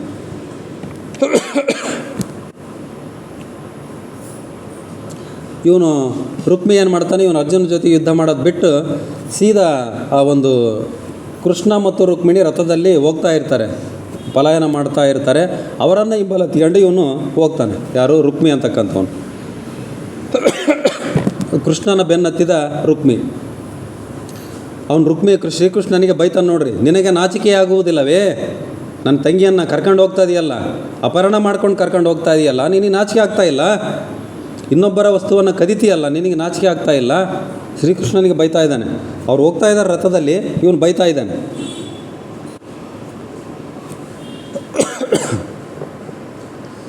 ರುಕ್ಮಿಣಿಗೆ ಹೇಳ್ತಾನೆ, ನೋಡ್ರಿ ರುಕ್ಮಿಣಿ, ನೀನು ಬರದಿದ್ದರೆ ನಿನ್ನ ಮೃತದೇಹ ತೆಗೆದುಕೊಂಡು ಹೋಗುವೆ. ತಂಗಿಗೆ ಹೇಳ್ತಾನೆ, ನೀನು ಬರಲೇಬೇಕು ವಾಪಸ್ಸು, ನೀನು ಬರದೇ ಇತ್ತಪ್ಪ ಅಂತಂದರೆ ನಿನ್ನ ಮೃತದೇಹವನ್ನು ನಾನು ತೆಗೆದುಕೊಂಡು ಹೋಗ್ತೀನಿ, ನಿನ್ನ ಅವನ ಜೊತೆ ಮದುವೆ ಮಾಡಿಕೊಡಲು ಸಾಧ್ಯನೇ ಇಲ್ಲ ಅಂತಕ್ಕಂಥದ್ದನ್ನು ಹೇಳ್ತಾನೆ. ಖಂಡಿತ ನಿನಗೆ ವಿಯೋಗವಾಗುತ್ತದೆ. ರುಕ್ಮಿಣಿಗೆ ಹೇಳ್ತಾನೆ, ನಿನಗೆ ಖಂಡಿತ ವಿಯೋಗಕ್ಕತ್ತು ಮುಂದೆ. ವಿಯೋಗ ಅಂತಂದರೆ ಸಂಗಾತಿಯ ಮರಣ. ಮುಂದೇನಾದರೂ ನೀನು ಮದುವೆ ಆಗಿದ್ದೆ ಆದರೆ, ಶ್ರೀಕೃಷ್ಣನ ಮದುವೆ ಆಗಿದ್ದೆ ಆದರೆ ನಿನ್ನ ಗಂಡ ಸಾಯ್ತಾನೆ, ಅಂದರೆ ನಿನ್ನ ಸಂಗಾತಿ ಸಾಯ್ತಾನೆ, ಮರಣ ಆಗ್ತತಿ ಅಂತಕ್ಕಂಥದ್ದು. ಅಲ್ಲಿವರೆಗೆ ಸುಮ್ಮನೆ ಇರ್ತಾನೆ ಶ್ರೀಕೃಷ್ಣ. ಯಾವಾಗ ವಿಯೋಗ ಅಂದ್ಬಿಡ್ತಾನೋ ಅವನಿಗೆ ಭಾಳ ಸಿಟ್ಟು ಬಂದುಬಿಡ್ತಾನೆ. ಶ್ರೀಕೃಷ್ಣನಿಗೆ ಭಾಳ ಸಿಟ್ಟು ಬಂದು ರಥವನ್ನು ನಿಲ್ಲಿಸ್ತಾನೆ. ನಿಲ್ಲಿಸಿ ಏನು ಮಾಡ್ತಾನೆ, ಸುದರ್ಶನ ಚಕ್ರವನ್ನು ಪ್ರಯೋಗ ಮಾಡ್ತಾನೆ ಅವನ ವಿರುದ್ಧ. ನೀನು ಸಾಯಿಸ್ಬಿಡ್ತೀನಿ ಅಂತಂದು. ಅವನಿಗೆ ಕೋಪ ತಡ್ಕೊಳಕ್ಕಾಗಲ್ಲ. ಸುದರ್ಶನ ಚಕ್ರವನ್ನು ಪ್ರಯೋಗ ಮಾಡ್ತಾನೆ. ಸುದರ್ಶನ ಚಕ್ರ ಒಂದು ಸಾರಿ ಬಿಟ್ಟನೆ ಅಂತಂದರೆ ಅದು ಅವರನ್ನು ಸಾಯಿಸೇ ವಾಪಸ್ ಬರ್ತಕ್ಕಂಥದ್ದು. ಆವಾಗ ರುಕ್ಮಿಣಿ ಅಡ್ಡ ಬರ್ತಾಳೆ, ಇಲ್ಲ ನನ್ನ ಅಣ್ಣನನ್ನು ಸಾಯಿಸಬೇಡ ಅಂತಕ್ಕಂಥ ಒಂದು ಬೇಡಿಕೆ ಕೇಳ್ತಾಳೆ. ಅವಾಗ ಏನು ಮಾಡ್ತಾನೆ, ಈಗ ಇದನ್ನು ಬಿಟ್ಟ ಮೇಲೆ ಅದು ವಾಪಸ್ ಬರೋದಿಲ್ಲ, ಅದು ಏನಾದರೂ ಒಂದು ಆಹುತಿಯನ್ನು ತಾಂಡೆ ಬರೋದು ಅಂತಕ್ಕಂಥದ್ದು. ಅವಾಗ ಏನು ಮಾಡ್ತಾನೆ, ಅದರ ಪ್ರಭಾವವನ್ನು ಕಡಿಮೆ ಮಾಡಿ ಅವನ ತಲೆಗೂದಲನ್ನು ಮಾತ್ರ ಪೂರ್ತಿ ಬೋರ್ಡ್ ಮಾಡಿ ವಾಪಸ್ ಬರ್ತದೆ ಅದು ಸುದರ್ಶನ ಚಕ್ರ ಅಂತಕ್ಕಂಥದ್ದು. ಅವನಿಗೆ ಭಾಳ ಅವಮಾನ ಆಗಿಬಿಡ್ತದೆ. ರುಕ್ಮಿಗೆ ಭಾಳ ಅವಮಾನವಾಗಿ ಅವನು ವಾಪಸ್ ಹೋಗಿಬಿಡ್ತಾನೆ. ಇತ್ತ ಸೌರಾಷ್ಟ್ರದ ಒಂದು ಸಮುದ್ರ ತಟದಲ್ಲಿ ಮಾಧವಪುರ ಅಂತಕ್ಕಂಥ ಒಂದು ಜಾಗದಲ್ಲಿ ಶ್ರೀಕೃಷ್ಣ ಮತ್ತು ರುಕ್ಮಿಣಿಯರ ವಿವಾಹ ಶಾಸ್ತ್ರಬದ್ಧವಾಗಿ ಆ ವಿವಾಹ ಅಂತಕ್ಕಂಥದ್ದು ನೆರವೇರ್ತತೆ. ಆನಂತರ ಶ್ರೀಕೃಷ್ಣ ಈ ಒಂದು ಭರತ ನಾಡಿನಲ್ಲಿ ಭರತ ವರ್ಷದಲ್ಲಿ ಧರ್ಮದ ಸ್ಥಾಪನೆಗೆ ಶ್ರೀಕೃಷ್ಣ ಕಾರಣ ಆಗ್ತಾನೆ, ಅಧರ್ಮಗಳೆಲ್ಲ ನಾಶ ಮಾಡೋದಕ್ಕೆ ಶ್ರೀಕೃಷ್ಣನೇ ಅವತಾರ ಎತ್ತಿ ಬಂದಿದ್ದಾನೆ ಅಂತಕ್ಕಂಥದ್ದನ್ನು ವಿಚಾರವನ್ನು ಮುಂದೆ ಬರ್ತದೆ. ಇತ್ತ ಹಸ್ತಿನಾಪುರದಲ್ಲಿ ಯುಧಿಷ್ಠರ ಯುವರಾಜನಾಗಿ ಆಡಳಿತ ನಡೆಸ್ತಾ ಇದ್ದ. ಇಷ್ಟು ದಿವಸ ಹಸ್ತಿನಾಪುರದಲ್ಲಿ ರಾಜನೇ ಇದ್ದಿಲ್ಲ, ಕಾರ್ಯಕಾರಿ ರಾಜ ಮಾತ್ರ ಇದ್ದ ಧೃತರಾಷ್ಟ್ರ, ರಾಜನೇ ಇದ್ದಿಲ್ಲ. ಇವನು ಬಂದ ಮೇಲೆ ಭಾಳ ರಾಜ್ಯ ಹಸ್ತಿನಾಪುರ ಸಾಮ್ರಾಜ್ಯ ಅಂತಕ್ಕಂಥದ್ದು ಭಾಳ ಸುಭಿಕ್ಷವಾಗಿದೆ, ಭಾಳ ಧರ್ಮವಂತನಾಗಿ ರಾಜ್ಯಭಾರ ನಡೆಸ್ತಾನೆ, ಪ್ರಜೆಗಳ ಯೋಗಕ್ಷೇಮವನ್ನು ಚೆನ್ನಾಗಿ ನೋಡ್ಕೊಳ್ತಾ ಇದ್ದಾನೆ. ಅವಾಗೆಲ್ಲ ಕೆಲವು ರಾಜರಿದ್ದರು, ಒಳ್ಳೊಳ್ಳೆ ರಾಜರು. ಆ ಒಂದು ರಾಜರು ಅವರ ರಾಜರನ್ನು ಪ್ರಜೆಗಳು ದೇವರ ಸಮಾನ ಕಾಣ್ತಾ ಇದ್ದರು. ಆ ರಾಜರು ಸಹ ಪ್ರಜೆಗಳನ್ನು ತಮ್ಮ ಮಕ್ಕಳ ರೀತಿಯಲ್ಲಿ ಸಲಹೆ ಜೋಪಾನವನ್ನು ಮಾಡ್ತಾಯಿದ್ರು. ಅಂಥ ರಾಜರು ಸಹ ಅನೇಕರು ನಮ್ಮ ಭಾರತದಲ್ಲಿ ಆಳುವಾಗಿರ್ತಕ್ಕಂಥದ್ದನ್ನು ನಾವು ನೋಡ್ತೀವಿ. ಅದೇ ರೀತಿ ಇವನು ಭಾಳ ಒಳ್ಳೆಯ ರೀತಿಯಿಂದ ರಾಜ್ಯಾಭಿಷೇಕವನ್ನು ಮಾಡ್ತಾ ಇದ್ದ. ಅವರು ಒಳ್ಳೆಯ ರೀತಿಯಿಂದ ರಾಜ್ಯಾಭಿಷೇಕ ಮಾಡತಕ್ಕಂಥದ್ದು ಇವರಿಗೆ ಸಹನೆ ಆಗ್ತಾ ಇಲ್ಲ. ಶಕುನಿಗೆ, ದುರ್ಯೋಧನನಿಗೆ, ಕರ್ಣನಿಗೆ ಇವ್ರು ಏನಾದರೂ ಮಾಡಿ ಅವ್ರನ್ನ ಕೆಡಿಸ್ಬೇಕಂತಂದು ಅವರನ್ನೇನಾದರೂ ಮಾಡಿ ಸಾಯಿಸಬೇಕು, ಮತ್ತು ನಾವು ರಾಜ್ಯಾಧಿಕಾರ ಹಿಡಿಬೇಕು ಅಂತಕ್ಕಂಥದ್ದು ದುರ್ಯೋಧನನ ಒಂದು ಯೋಜನೆ. ಅದಕ್ಕೆ ಪಿತೂರಿಯನ್ನು ಮಾಡ್ತಕ್ಕಂಥವನು ಶಕುನಿ, ತಂತ್ರವನ್ನು ಮಾಡ್ತಕ್ಕಂಥವನು, ಕುತಂತ್ರ.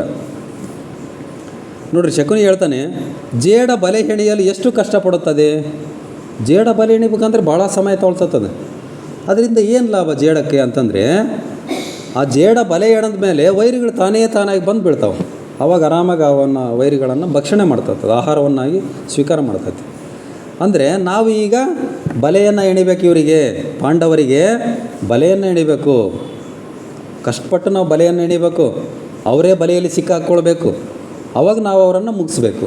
ಇದು ತಂತ್ರ, ಶಕುನಿಯ ತಂತ್ರ. ಆ ಒಂದು ವಾರಣಾವರ್ತ ಅಂತಕ್ಕಂಥದ್ದು ಹಸ್ತಿನಾಪುರ ಸಾಮ್ರಾಜ್ಯದ ಒಳಗೆ ಹೊರಗಡೆಗೆ ಒಂದು ಈ ಪ್ರದೇಶ ಇರ್ತದೆ, ಆ ಒಂದು ಬಯಲು ಪ್ರದೇಶ ಇರ್ತದೆ. ಆ ವಾರಣಾವರ್ತದಲ್ಲಿ ಪೂರ್ವ ಯೋಜಿತವಾಗಿ ಶಕುನಿ ಒಂದು ಪ್ಲ್ಯಾನ್ ಮಾಡಿರ್ತಾನೆ, ಒಂದು ಯೋಜನೆಯನ್ನು ಹಾಕಿರ್ತಾನೆ, ದುರ್ಯೋಧನ ಮತ್ತು ಶಕುನಿ. ವಾರಣಾವರ್ತದಲ್ಲಿ ಒಂದು ಅರಗಿನ ಅರಮನೆಯನ್ನು ಕಟ್ಟಿಸಿರ್ತಾರೆ ಅವರು. ಲಾಕ್ಷಾಗೃಹ ಅಂತೀವಿ ಅದಕ್ಕೆ, ಅರಗಿನ ಅರಮನೆ, ಅರಗು ಮೇಣ ಅಂತ ಅಂತೀವಲ್ಲ, ಅದು ಬೆಂಕಿ ಹತ್ತಿಕೊಂಡ್ರೆ ಇಮಿಡಿಯೇಟ್ ಸುಟ್ಟೋಗ್ಬಿಡ್ಬೇಕು ಅಂಥ ಒಂದು ಅರಮನೆ. ಭವ್ಯವಾಗಿರ್ತಕ್ಕಂಥ ಅರಮನೆ, ನೋಡಿದರೆ ಯಾರಿಗೂ ಗೊತ್ತಾಗಲ್ಲ ಇದು ಅರಗಿನ ಅರಮನೆ ಅಂತಕ್ಕಂಥದ್ದು. ಎಲ್ಲ ಸೌಕರ್ಯಗಳಿರ್ತಕ್ಕಂಥ ಅರಮನೆ. ಆ ಒಂದು ಅರಮನೆಯ ಎದುರಿಗೆ ಒಂದು ಪಾಂಡುವಿನ ಮೂರ್ತಿಯನ್ನು ರೆಡಿ ಮಾಡಿರ್ತಾರೆ, ಪುತ್ಥಳಿ ಅಂತ ಏನು ಹೇಳ್ತೀವಲ್ಲ, ಮೂರ್ತಿ. ಯಾಕಂದರೆ ಪಾಂಡು ತೀರ್ಕೊಂಡಿರ್ತಾನಲ್ಲ, ಆ ಪಾಂಡುವಿನ ಮೂರ್ತಿಯನ್ನು, ಒಳ್ಳೆಯ ಮೂರ್ತಿಯನ್ನು ಮಾಡಿರ್ತಾರೆ. ಇವ್ರನ್ನ ಹೆಂಗಾರ ಮಾಡಿ ಒಂದು ಉಪಾಯದಿಂದ ಸ್ವಲ್ಪ ದಿವಸಗಳ ಕಾಲ ಅರಗಿನ ಮನೆಗೆ ಕಳಿಸಿ ಅಲ್ಲಿ ಪಾಂಡುವಿನ ಒಂದು ಪುತ್ಥಳಿಯನ್ನು ಮಾಡಿವಿ, ಅದಕ್ಕೆ ಪೂಜೆ ಮಾಡಿ ಶಾಸ್ತ್ರೋಕ್ತವಾಗಿ ನಿಮಗೆ ಒಳ್ಳೆಯ ರೀತಿಯಿಂದ ಐಷಾರಾಮಿ ಒಂದು ಬಂಗಲೆ ಇದೆ ಅಲ್ಲಿ, ಸ್ವಲ್ಪ ದಿವಸ ಕಾಲ ಕಳೆದು ಬರ್ರಿ, ಆರಾಮಾಗಿದ್ದು ಬರ್ರಿ ಅಂತಂದು ಇವ್ರನ್ನೆಲ್ಲ ಕಳಿಸ್ಬೇಕು ಅಂತಕ್ಕಂಥದ್ದು ಒಂದು ಪ್ಲ್ಯಾನ್. ಇವ್ರು 5 ಜನ ಪ್ಲಸ್ ಅವರಮ್ಮ 6 ಜನನ ಕಳಿಸಿ ಒಂದು ಅವಕಾಶ ನೋಡಿಕೊಂಡು ರಾತ್ರಿ ಬೆಂಕಿ ಹಚ್ಚಿಬಿಡೋಕು, ಆ ಬೆಂಕಿಯಲ್ಲಿ ಕಂಪ್ಲೀಟಾಗಿ ಇವ್ರು ಸುಟ್ಟು ಹೋಗಿಬಿಡ್ಬೇಕು, ಆ ನಂತರ ನಾನೇ ರಾಜ ಆಗ್ತೀನಲ್ಲ ಅಂತಕ್ಕಂಥ ಒಂದು ಪ್ಲ್ಯಾನನ್ನು ಮಾಡಿಕೊಂಡಿರ್ತಾರೆ ಇವರು. ಅದೇ ರೀತಿ ಅರಗಿನ ಮನೆಯನ್ನು ಪೂರ್ತಿ ರೆಡಿ ಮಾಡಿರ್ತಾರೆ. ಆ ವಾರಣಾವರ್ತಕ್ಕೆ ಕಳಿಸ್ಬೇಕು ಅಂತಕ್ಕಂಥ ಒಂದು ಪ್ಲ್ಯಾನನ್ನು ರೆಡಿ ಮಾಡ್ತಾರೆ. ನೋಡ್ರಿ, ಶಕುನಿ ಹೇಳ್ತಾನೆ, ಆ ಮುದಿ ಭೈರವನಿಗೆ ಅಪಮಾನ ಮಾಡುತ್ತಲೇ ಇರಿ. ಯಾರು ಮುದಿ ಭೈರವ ಅಂತಂದರೆ ಭೀಷ್ಮಾಚಾರ್ಯ. ಭೈರವ ಅಂತಂದರೆ ಅದಕ್ಕೆ ಅರ್ಥ ಭಯಾನಕ ಅಂತಕ್ಕಂಥದ್ದು. ಇವರಿಗೆಲ್ಲ ಭಯಾನಕ, ಕೌರವರಿಗೆ ಭೀಷ್ಮ. ಯಾಕಂದರೆ ಆ ಭೀಷ್ಮಾಚಾರ್ಯರು ಒಂದಿಲ್ಲದ್ರೆ ಇವ್ರು ಏನು ಬೇಕಾದ್ರೆ ಆಟ ಆಡ್ತಾಯಿದ್ರು. ಆದರೆ ಭೀಷ್ಮಾಚಾರ್ಯರಿಂದ ಇವ್ರೇನು ಆಟ ಆಡೋಕ್ಕಾಗ್ತಾಯಿಲ್ಲ ಕೌರವರು, ದುರ್ಯೋಧನ ಶಕುನಿ. ಯಾಕಂದರೆ ಭೀಷ್ಮಾಚಾರ್ಯರು ಎದುರು ನಿಂತರಂದರೆ ಇವ್ರ ಆಟ ಏನೂ ನಡೆಯಲ್ಲ. ಭೀಷ್ಮಾಚಾರ್ಯರಿಗೆ ಸೋಲು ಇಲ್ಲ, ಸಾವು ಇಲ್ಲ, ಇಚ್ಛಾಮರಣಿ. ಹಂಗಾಗಿ ಹಸ್ತಿನಾಪುರ ಸಾಮ್ರಾಜ್ಯ ಅಂತಕ್ಕಂಥದ್ದು ಯಾರೂ ಅವ್ರ ಮೇಲೆ ಆಕ್ರಮಣ ಮಾಡೋಕ್ಕೆ ಬರ್ತಾ ಇದ್ದಲ್ಲ ಭೀಷ್ಮಾಚಾರ್ಯರವರೆಗೂ. ಆ ಒಂದು ಭೀಷ್ಮಾಚಾರ್ಯರಿಗೆ ಅವಕಾಶ ಸಿಕ್ಕಾಗೆಲ್ಲ ನೀವು ಅವಮಾನ ಮಾಡಿರಿ ಅಂತಕ್ಕಂಥದ್ದನ್ನು ಹೇಳ್ತಾನೆ ಇವನು. ಅವಮಾನ ಮಾಡಿ ಕುಗ್ಗಿಸ್ಬೇಕು. ಇವತ್ತು ಸಹ ನಾವು ಕೆಲವೊಂದು ಸಂದರ್ಭಗಳಲ್ಲಿ ನೋಡ್ತೀವಿ, ಕೆಲವರು ಉದ್ದೇಶಪಟ್ಟು ಅವಮಾನ ಮಾಡ್ತಾ ಇರ್ತಾರೆ, ನಮ್ಮಲ್ಲಿ ಸಹ ಕೆಲವರು. ಆ ಅವಮಾನ ಮಾಡಿದಾಗ ಏನಾಗುತ್ತೆ, ನಾವು ಸರಿ ಇದ್ದರೂ ಕೂಡ ಕೆಲವೊಂದು ಟೈಮ್ನಲ್ಲಿ ನಾವು ಮಾನಸಿಕವಾಗಿ ಕುಗ್ಗಿ ಹೋಗ್ತೀವಿ ನಾವು. ಕೊನೆಗೆ ಯಾಕೆ ಬೇಕು ಬಿಡಪ್ಪ, ಅವ್ರು ತಂಟೆನೇ ಬೇಡ ಅಂತಂದು ಸುಮ್ಮನೆ ಆಗಿಬಿಡ್ಬೇಕು, ಮನೆಗೆ ಇದ್ಬಿಡ್ಬೇಕು, ಆ ಲೆಕ್ಕಕ್ಕೆ ಮಾಡ್ತಾರೆ. ಇವತ್ತಿಗೆ ಸಹ ಕೆಲವೊಂದು ವಿಚಾರಗಳನ್ನು ನೋಡ್ತೀವಿ ನಾವು, ಸಮಾಜದಲ್ಲಿ ನಡೀತಾವೆ. ಹಂಗೆ ಭೀಷ್ಮಾಚಾರ್ಯರಿಗೆ ಅನೇಕ ಅವಮಾನಗಳನ್ನು ಮಾಡ್ಕೊಳ್ತಾ ಬರ್ತಾರೆ ಇವರು ಕೌರವರು. ಮುಖ್ಯವಾಗಿ ದುರ್ಯೋಧನ, ದುಶ್ಯಾಸನ, ಶಕುನಿ. ಅವರು ಒಟ್ಟು ಅವಮಾನದಿಂದ ಕುಗ್ಗಬೇಕು, ಅವರು ಮುಂದೆ ತಲೆ ಎತ್ತಿ ನಡಿಬಾರ್ದು, ಆ ರೀತಿ ಅವಮಾನಗಳನ್ನು ಮಾಡಿರಿ ಅಂತಕ್ಕಂಥದ್ದನ್ನು ಶಕುನಿ ಹೇಳ್ತಾನೆ ದುರ್ಯೋಧನನಿಗೆ. ಅದರಲ್ಲಿ ಒಂದು ಪಾರ್ಟ್ ಏನಂತಂದರೆ ದುಶ್ಯಾಲಾಳ ವಿವಾಹವನ್ನು ನಿಶ್ಚಯ ಮಾಡ್ತಾರೆ. ಇವರನ್ನು ಭೀಷ್ಮಾಚಾರ್ಯರನ್ನು ಕೇಳ್ದಂಗೆ ದುಶ್ಯಾಲ ಕೌರವರ ಏಕಮಾತ್ರ ಪುತ್ರಿ, ಕುರುವಂಶದ ಏಕಮಾತ್ರ ಪುತ್ರಿ ಅಂದ್ರೂ ನಡೀತದೆ. ಯಾಕಂದರೆ ಕೌರವ ಪಾಂಡವರಲ್ಲಿ ಏಕಮಾತ್ರ ಪುತ್ರಿ ದುಶ್ಯಾಲ. ಆ ದುಶ್ಯಾಲಳ ವಿವಾಹವನ್ನು ಭೀಷ್ಮಾಚಾರ್ಯರಿಗೆ ಹೇಳ್ದನೆ ಸಿಂಧೂ ದೇಶದ ರಾಜ ಜಯದ್ರಥನೊಡನೆ ನಿಶ್ಚಯ ಮಾಡಿಬಿಡ್ತಾನೆ ದುರ್ಯೋಧನ. ಸಿಂಧೂ ದೇಶ ಅದೊಂದು ದೇಶ ಅಂತ ಆ ದೇಶದ ರಾಜ ಜಯದ್ರಥ ಅಂತಕ್ಕಂಥವನು, ಅವನ ಜೊತೆಗೆ ದುಶ್ಯಾಲಳ ವಿವಾಹವನ್ನು ನಿಶ್ಚಯ ಮಾಡಿಬಿಡ್ತಾನೆ. ಅದು ಭೀಷ್ಮಾಚಾರ್ಯರ ಸಿಟ್ಟಿಗೆ ಕಾರಣ ಆಗ್ತತಿ. ಆ ರಾಜ್ಯಸಭೆಯಲ್ಲಿ ಒಂದು ವಾದ ವಿವಾದ ಅಂತಕ್ಕಂಥದ್ದು ನಡೀತತೆ. ಅವ ದುರ್ಯೋಧನ ಹೇಳ್ತಾನೆ, ನೋಡ್ರಿ ಇದು ನನ್ನ ವೈಯಕ್ತಿಕ ವಿಚಾರ ಅಂತ ಹೇಳ್ತಾನೆ ಅವನು. ಅವ್ರು ಭೀಷ್ಮಾಚಾರ್ಯ ಹೇಳ್ತಾರೆ, ಇದು ಇಡೀ ಹಸ್ತಿನಾಪುರ ಸಾಮ್ರಾಜ್ಯಕ್ಕೆ ಸಂಬಂಧಪಟ್ಟ ವಿಚಾರ, ಇದು ದುಶ್ಯಾಲಳ ಮದುವೆ ವಿಚಾರ. ಅದಕ್ಕೆ ದುರ್ಯೋಧನ ಹೇಳ್ತಾನೆ, ಅದೆಂಗೆ ಸಾಮ್ರಾಜ್ಯಕ್ಕೆ ಸಂಬಂಧಪಡ್ತತಿ? ನನ್ನ ತಂಗಿ ಮದುವೆ ನಾನು ಹೆಂಗಾರ ಮಾಡ್ತೀನಿ, ಯಾರ ಜೊತೆಗಾರ ಮಾಡ್ತೀನಿ, ನೀವು ಯಾರು ಕೇಳೋಕ್ಕೆ? ಆದರೆ ಅವ್ರು ಹೇಳ್ತಾರೆ, ನೋಡ್ರಿ ಭೀಷ್ಮಾಚಾರ್ಯರು, ಇಲ್ಲಿ ಮಗಧ ಮತ್ತು ಸಿಂಧೂ ದೇಶ ಹಸ್ತಿನಾಪುರಕ್ಕೆ ಶತ್ರು ದೇಶಗಳು ಇವೆರಡು. ಸಿಂಧೂ ದೇಶ, ಮಗಧ ದೇಶ ಆ ಸಮಯದಲ್ಲಿ ಹಸ್ತಿನಾಪುರದ ಶತ್ರು ರಾಜ್ಯಗಳು ಅವೆರಡು. ಶತ್ರು ರಾಜ್ಯಗಳೊಡನೆ ವಿವಾಹ ಸಂಬಂಧ ಬೆಳೆಸಬಾರ್ದು ಅಂತಕ್ಕಂಥದ್ದು ಭೀಷ್ಮಾಚಾರ್ಯರು ಹೇಳೋದು ಒಂದು ಪಾಯಿಂಟ್. ಯಾಕೆ ಬೇಡ ಮದುವೆ ಅಂತಕ್ಕಂಥದ್ದು ಹೇಳ್ತಾರೆ ಭೀಷ್ಮಾಚಾರ್ಯರು. ಇದು ಶತ್ರು ದೇಶ, ಇವೆರಡು ಶತ್ರು ದೇಶ ನಮಗೆ. ಸಿಂಧೂ ದೇಶ, ಮಗಧ ರಾಜ್ಯ, ಸಿಂಧೂ ರಾಜ್ಯ, ಮಗಧ ರಾಜ್ಯ, ಶತ್ರು ರಾಜ್ಯಗಳೊಡನೆ ವಿವಾಹ ಸಂಬಂಧ ಸಲ್ಲ. ಎರಡನೇದು ಏನಂದರೆ ರಾಜಕನ್ಯೆ ವಿವಾಹ ಸ್ವಯಂವರದಲ್ಲಾಗಬೇಕು. ನಮ್ಮ ದೊಡ್ಡ ಸಾಮ್ರಾಜ್ಯ ಹಸ್ತಿನಾಪುರ, ಇದೇನು ಸಣ್ಣದಲ್ಲ. ಅನೇಕ ಸಾಮಂತ ರಾಜರು ನಮ್ಮ ಜೊತೆ ನಮ್ಮ ಕೈ ಕೆಳಗಿದ್ದಾರೆ. ನಮ್ಮ ದೊಡ್ಡ ಸಾಮ್ರಾಜ್ಯ ಇದು. ಆ ಒಂದು ನಮ್ಮ ಸಾಮ್ರಾಜ್ಯದ ಒಂದು ರಾಜಕುಮಾರಿ ಈಕಿ ದುಶ್ಯಾಲ, ಈಕೆಯ ವಿವಾಹ ಸ್ವಯಂವರದಲ್ಲಾಗಬೇಕು. ಆಗಿನ ಪದ್ಧತಿ ರಾಜರ ಮಕ್ಕಳ ರಾಜಕುಮಾರಿಯರ ವಿವಾಹ ಸ್ವಯಂವರ ಪದ್ಧತಿ ಏರ್ಪಡಿಸ್ತಾಯಿದ್ರು. ಸುತ್ತಮುತ್ತಲಿನ ಪ್ರಭಾವಿ ರಾಜರುಗಳಿಗೆ, ತಮಗೆ ಬೇಕಾದ ರಾಜರುಗಳಿಗೆ ಮಾತ್ರ ಆಮಂತ್ರಣವನ್ನು ಕಳಿಸಿದ್ರು, ಎಲ್ಲರಿಗೂ ಕಳಿಸ್ತಾ ಇದ್ದಿಲ್ಲ. ಆಮಂತ್ರಣ ಕಳಿಸಿದ ರಾಜರಷ್ಟೇ ಬರಬೇಕಾಗಿತ್ತು. ಅವರಿಗೆ ಏನೋ ಒಂದು ಪರೀಕ್ಷೆಗಳನ್ನು ಮಾಡ್ತಾಯಿದ್ರು. ಅದರಲ್ಲಿ ಯಾರು ತನ್ನ ಮಗಳು ಇಷ್ಟಪಡ್ತಾಳೋ ಅವರಿಗೆ ಹೂಮಾಲೆಯನ್ನು ಹಾಕಿಸಿ ಅವರೊಡನೆ ಒಂದು ಸಂಬಂಧವನ್ನು ಬೆಳೆಸ್ತಕ್ಕಂಥದ್ದು ಒಂದು ಸ್ವಯಂವರ ಪದ್ಧತಿ ಅಂತಕ್ಕಂಥದ್ದು ಇತ್ತು. ಹಂಗೆ ಸ್ವಯಂವರ ಪದ್ಧತಿಯಲ್ಲಿ ರಾಜಕನ್ಯೆ ವಿವಾಹ ಆಗಬೇಕು. ನೀನು ಇವೆರಡೂ ಬಿಟ್ಟು ಆ ಒಂದು ಶತ್ರು ದೇಶದ ರಾಜನೊಡನೆ ಆ ಒಂದು ಸಂಬಂಧವನ್ನು ಬೆಳೆಸಿ ಅಲ್ಲ, ಇದು ಸಲ್ಲ ಅಂತಕ್ಕಂಥದ್ದನ್ನು ಬುದ್ಧಿವಾದ ಹೇಳ್ತಾರೆ. ಆ ಬುದ್ಧಿವಾದ ಕೇಳೋ ಸ್ಥಿತಿಯಲ್ಲಿ ದುರ್ಯೋಧನ ಇರಲ್ಲ.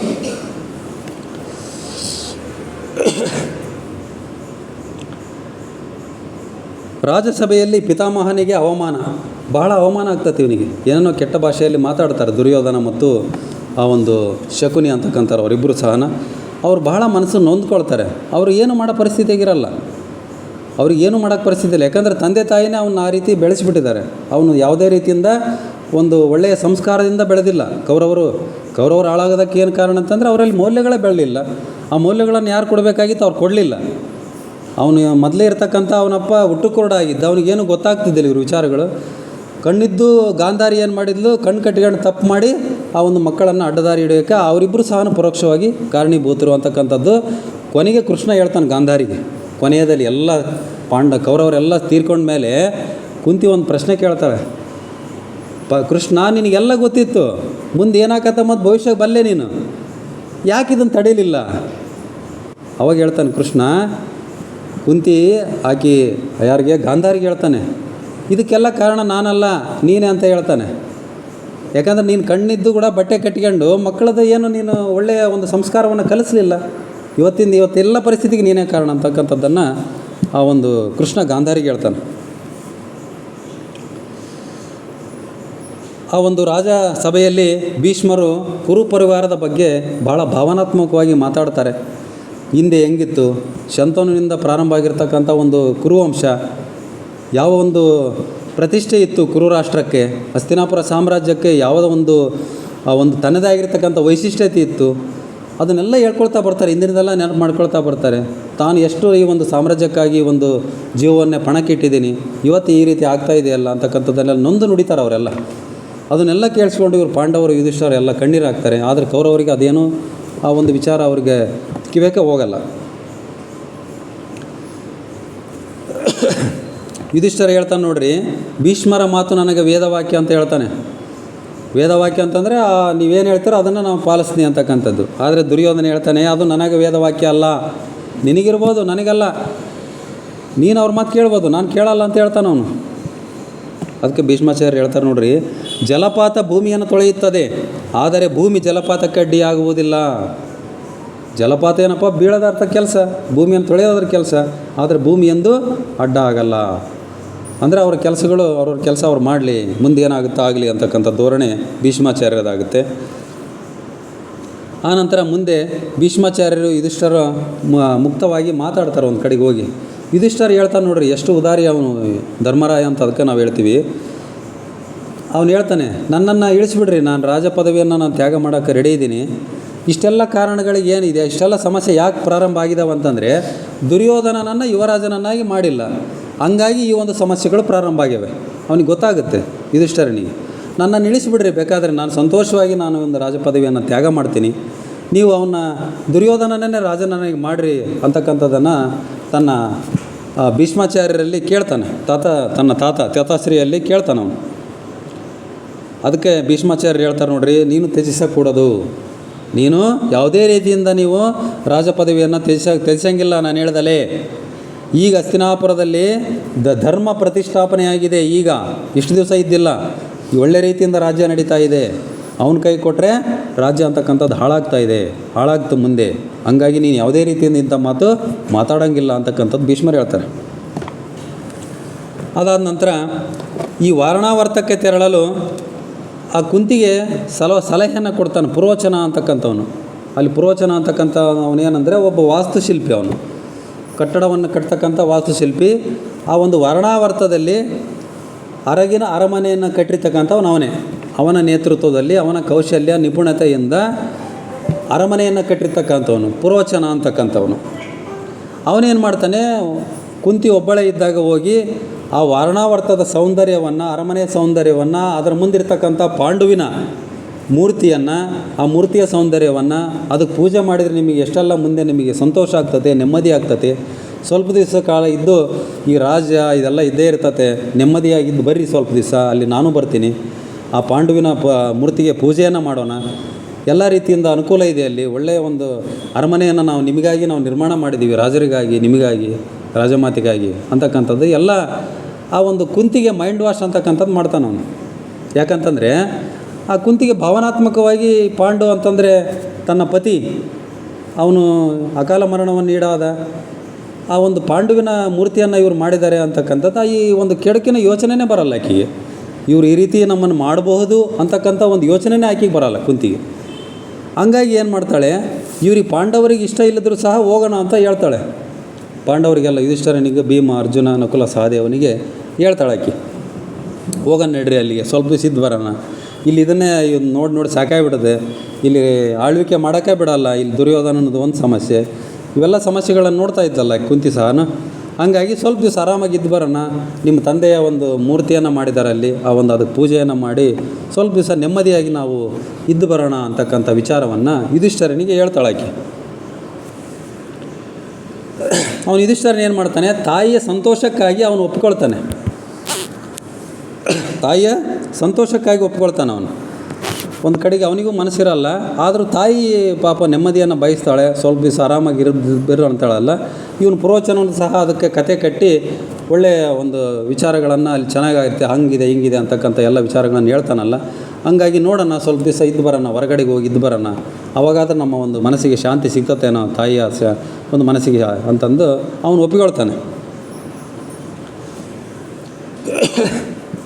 ಪಾಂಡು ಮಹಾರಾಜರ ಆತ್ಮಕ್ಕೆ ಸಂತೋಷ ದೊರೆಯುತ್ತದೆ ನೀವು ಪೂಜೆ ಮಾಡಿದ್ರಿ ಅಂತಕ್ಕಂಥದ್ದು ಪುರೋಚನ ಹೇಳ್ತಾನೆ, ಯುಧಿಷ್ಠರನಿಗೆ ಹೇಳ್ತಾನೆ, ಕುಂತಿಗೆ ಹೇಳ್ತಾನೆ. ನೀವು ಪೂಜೆ ಮಾಡಿದ್ರಲ್ಲಿ ನಿಮ್ಮ ತೀರ್ಕೊಂಡಿರ್ತಕ್ಕಂಥ ಒಂದು ತಂದೆ ಪಾಂಡುವಿನ ಆತ್ಮಕ್ಕೆ ಸಂತೋಷ ಆಗ್ತದೆ, ನಿಮಗೂ ಸಹ ಸಂತೋಷ ಆಗ್ತದೆ, ಬರ್ರಿ ಹೋಗೋಣ ಸ್ವಲ್ಪ ದಿವಸ ಅಂತಕ್ಕಂಥದ್ದನ್ನು ಹೇಳ್ತಾನೆ. ಇದೆಲ್ಲ ಶಕುನಿ ಮತ್ತು ದುರ್ಯೋಧನನ ಒಂದು ಪೂರ್ವ ಯೋಜನೆ ಇವೆಲ್ಲ.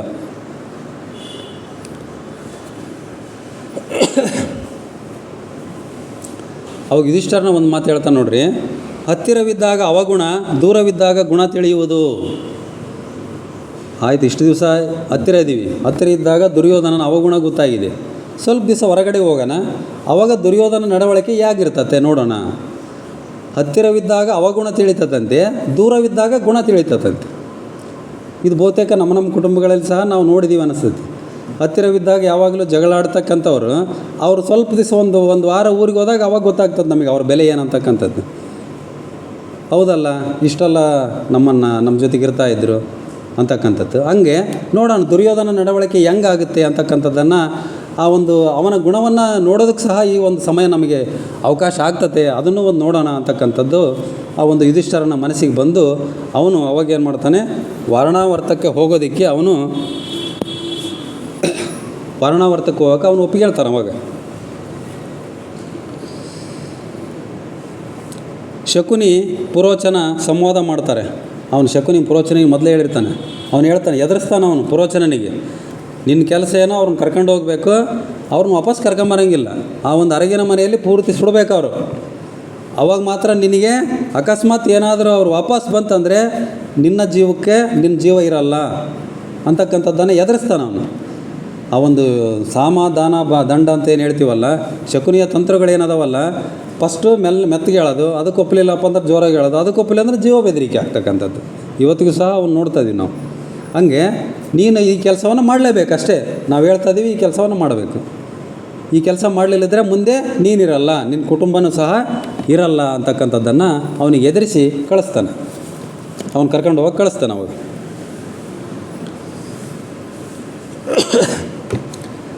ಹೋಗದಂತೆ ಯುಧಿಷ್ಠಿರನಿಗೆ ಸಲಹೆ ನೀಡಿದ ವಿದುರನಿಗೆ ಸ್ವಲ್ಪ ಗೊತ್ತಾಗ್ತತೆ, ಇದೇನೋ ಸಂಚಿದೆ, ಈ ರೀತಿ ಇವರು ಒತ್ತಾಯ ಮಾಡ್ತಾ ಇದ್ದಾರೆ ವರ್ಣಾವರ್ತಕ್ಕೆ ಇವ್ರನ್ನ ಕಳಿಸೋದಕ್ಕೆ ಅಂತಂದರೆ ಇದರಲ್ಲಿ ಏನೋ ಸಂಚಿದೆ.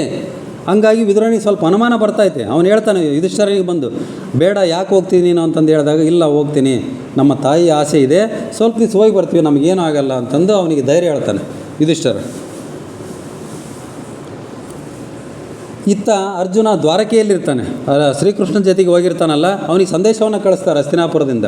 ಈ ರೀತಿ ನಾವು ವರ್ಣಾವರ್ತಕ್ಕೆ ಹೋಗ್ತಾ ಇದ್ದೀವಿ, ನಾವೆಲ್ಲರೂ ಇಲ್ಲಿಂದ ಬಿಡ್ತಾ ಇದ್ದೀವಿ, ನೀನು ಸೀದಾ ದ್ವಾರಕೆಯಿಂದ ವರ್ಣಾವರ್ತಕ್ಕೆ ಬಂದುಬಿಡು ಅಂತಕ್ಕಂಥ ಸಂದೇಶವನ್ನು ದೂತರಿಂದ ಕಳಿಸ್ತಾರೆ. ಆ ಸಂದೇಶವನ್ನು ಆ ಒಂದು ಅರ್ಜುನನಿಗೆ ಹೋಗ್ತತೆ. ಅವಾಗ ಸುಭದ್ರ ಹತ್ರ ಹೇಳ್ತಾನೆ ಅವನು, ಹಸ್ತಿನಾಪುರದಿಂದ ಸಂದೇಶ ಬಂದಿದೆ, ಈ ರೀತಿ ನಮ್ಮ ಅಣ್ಣನಿಂದ ಅವರು ವರ್ಣಾವರ್ತಕ್ಕೆ ಹೋಗ್ತಾ ಇದ್ದಾರೆ ಅಂತೆ, ನಾನು ಇಲ್ಲಿಂದನೇ ಸೀದಾ ವರ್ಣಾವರ್ತಕ್ಕೆ ಹೋಗಬೇಕು ಅಂತಕ್ಕಂಥದ್ದನ್ನು ಅರ್ಜುನ ದ್ವಾರಕೆಯಲ್ಲಿರ್ತಕ್ಕಂಥ ಒಂದು ಸುಭದ್ರೆಗೆ ಹೇಳ್ತಾನೆ.